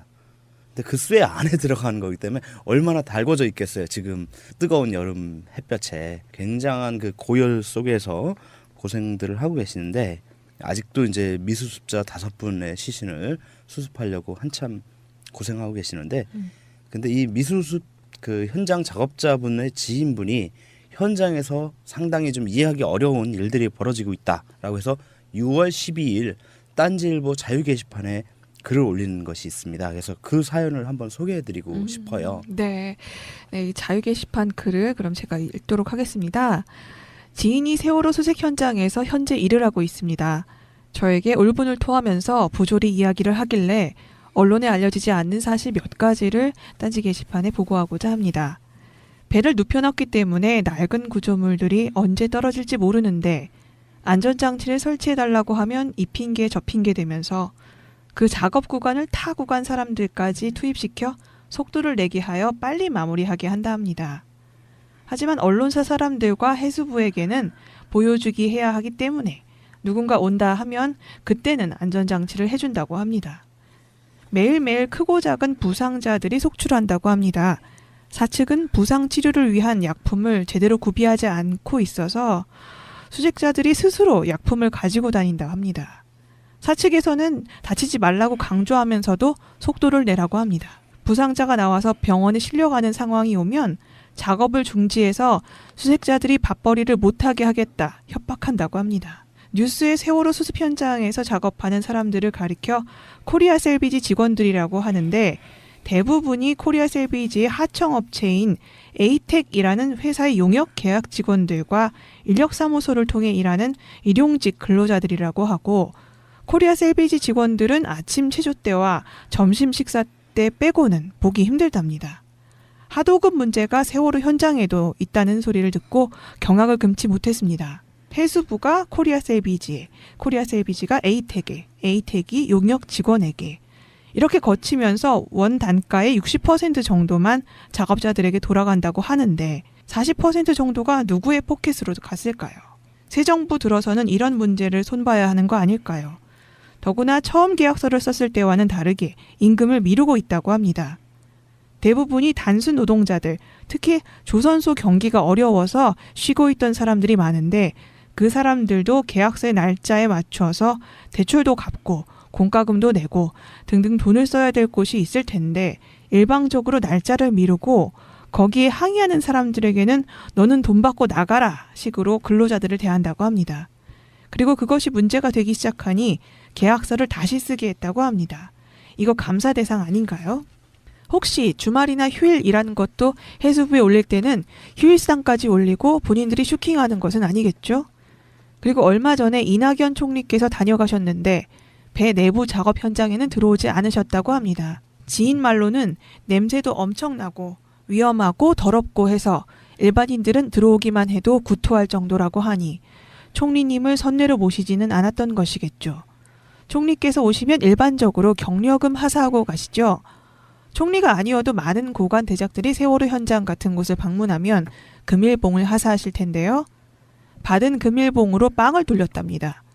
실제 수습 작업에 투입되는 사람이 100명 정도 된다는데 빵을 돌렸대요. 빵도 제과점에서 만든 빵이 아닌 공장에서 흔히 나눠주는 단가 300원, 400원짜리 빵을 음료수도 없이 그 더운 날 빵만 돌렸대요. 국무총리님께서 금일봉 5만 원 주셨겠습니까? 기본적으로 100단이 넘어가죠. 그럼 그거 누가 먹은 겁니까? 어떻게 온 나라가 전체가 슈킹이 일상생활입니까? 어떻게 세상이 어떻게 아직도 이렇게 돌아갑니까? 시간이 길지 않아서 지인에게 이 정도 이야기만 들었는데 코리아 셀비지란 회사가 문제가 많은 것 같습니다. 이제 또 그때만 지나면 또 그거는 또 사후 관리가 안 되면 또 폐허가 되잖아요. 그런 모습을 되게 많이 겪는다고 하더라고요. 그쪽도. 그런데 물고기를 잡아다가 그냥 주는 게 사실은 제일 편하기 때문에 그렇게 하는 겁니다. 그리고 물고기 잡는 법을 가르치는 거는 이게 굉장히 많은 시간을 꾸준히 끈기를 가지고 차근차근 가르쳐 줘야 되는 거기 때문에 일시적인 이벤트성으로 할 수가 없어요. 그러다 보니까 정말 헌신하는 사람들이 거기 가서 그분들의 생각, 마음부터 움직이고 오랜 장기간 함께 하면서 제대로 된 그런 교육을 실시를 해야 되는데 그것을 실천하시는 분들이 물론 계시긴 한데 굉장히 부족하죠. 그래서 이게 보통 크라우드 펀딩 그런 쪽에서 많이 이벤트가 보이긴 하는데 그 부분이 굉장히 한계는 분명히 있어요. 네, 그렇다고 해서 뭐 끊어라 뭐 이런 것까지는 아닐 수도 있겠지만 분명히 미진한 부분은 이제는 좀씩 바뀌어야 될 필요성은 있습니다. 네. 저는 거기다가 좀 추가해서 이런 얘기 드리고 싶어요. 그런 가난함, 배고픔의 기준이 사실은 우리들 시각이 아닌가 이런 생각도 해봐요. 가난하고 없는 자를 도와주는 건 맞고 아까 지금 말씀하신 것처럼 물고기를 잡는 법을 가르치는 것도 맞는데 서구 유럽 선진국들의 시각으로만 봤을 때는 못 사는 거야. 너무 배고파 보이는 거야. 두 욕망이 충돌하는 거라고 봐요.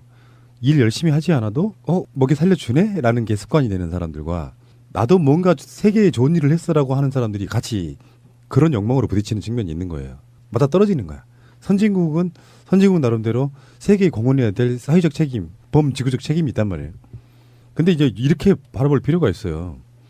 정말 잘 살고 싶어하는 나라에 잘 사는 나라들이 도와주는 거 맞습니다. 근데 그건 이제 아시아의 한국에나 좀 해당되는 경우가 많고요. 그 아프리카라든지 이런 곳에는 그 기준이 그냥 원시 상태에서 굶어 죽지 않을 정도. 굳이 열심히 일하지 않아도 사시사철 먹을 게 들판에서 나오는 사람들을 서구식으로 문명화시키고 물질화시키는 것도 저는 그게 그런 시각은 반대한다는 거예요. 왜 니들이 그렇게 못 살아? 아니 우리는 이게 편한데? 그러니까 국민 행복지수 같은 거를 여론조사해 보면 대체적으로 상위권에 있는 나라들이 잘 사는 나라가 아니에요. 이 정도면 됐어. 뭘 더 이상 바래?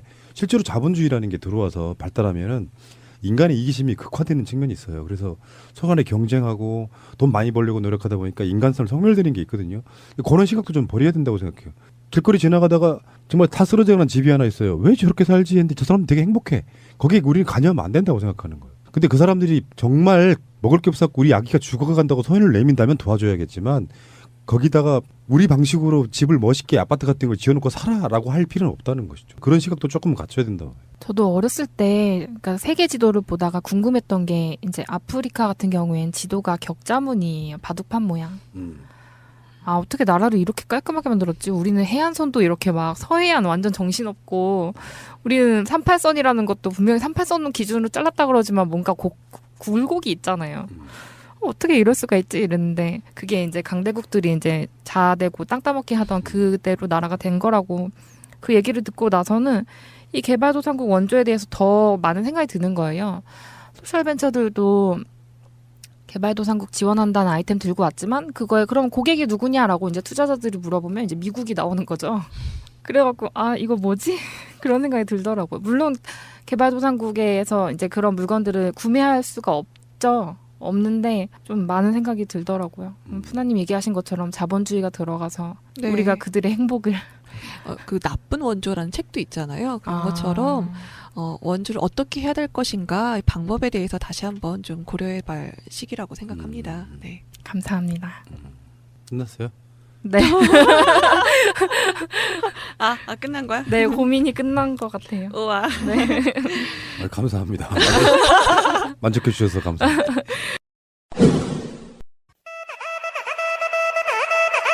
곽승훈 노무사의 노동 이야기. 네, 안녕하세요. 박승훈 노무사님. 예, 안녕하세요. 네, 오늘 가지고 오신 주제 먼저 설명해 주세요. 예, 벌써 이제 30도가 이제 넘는 폭염이 벌써 시작됐어요. 굉장히 더웠죠.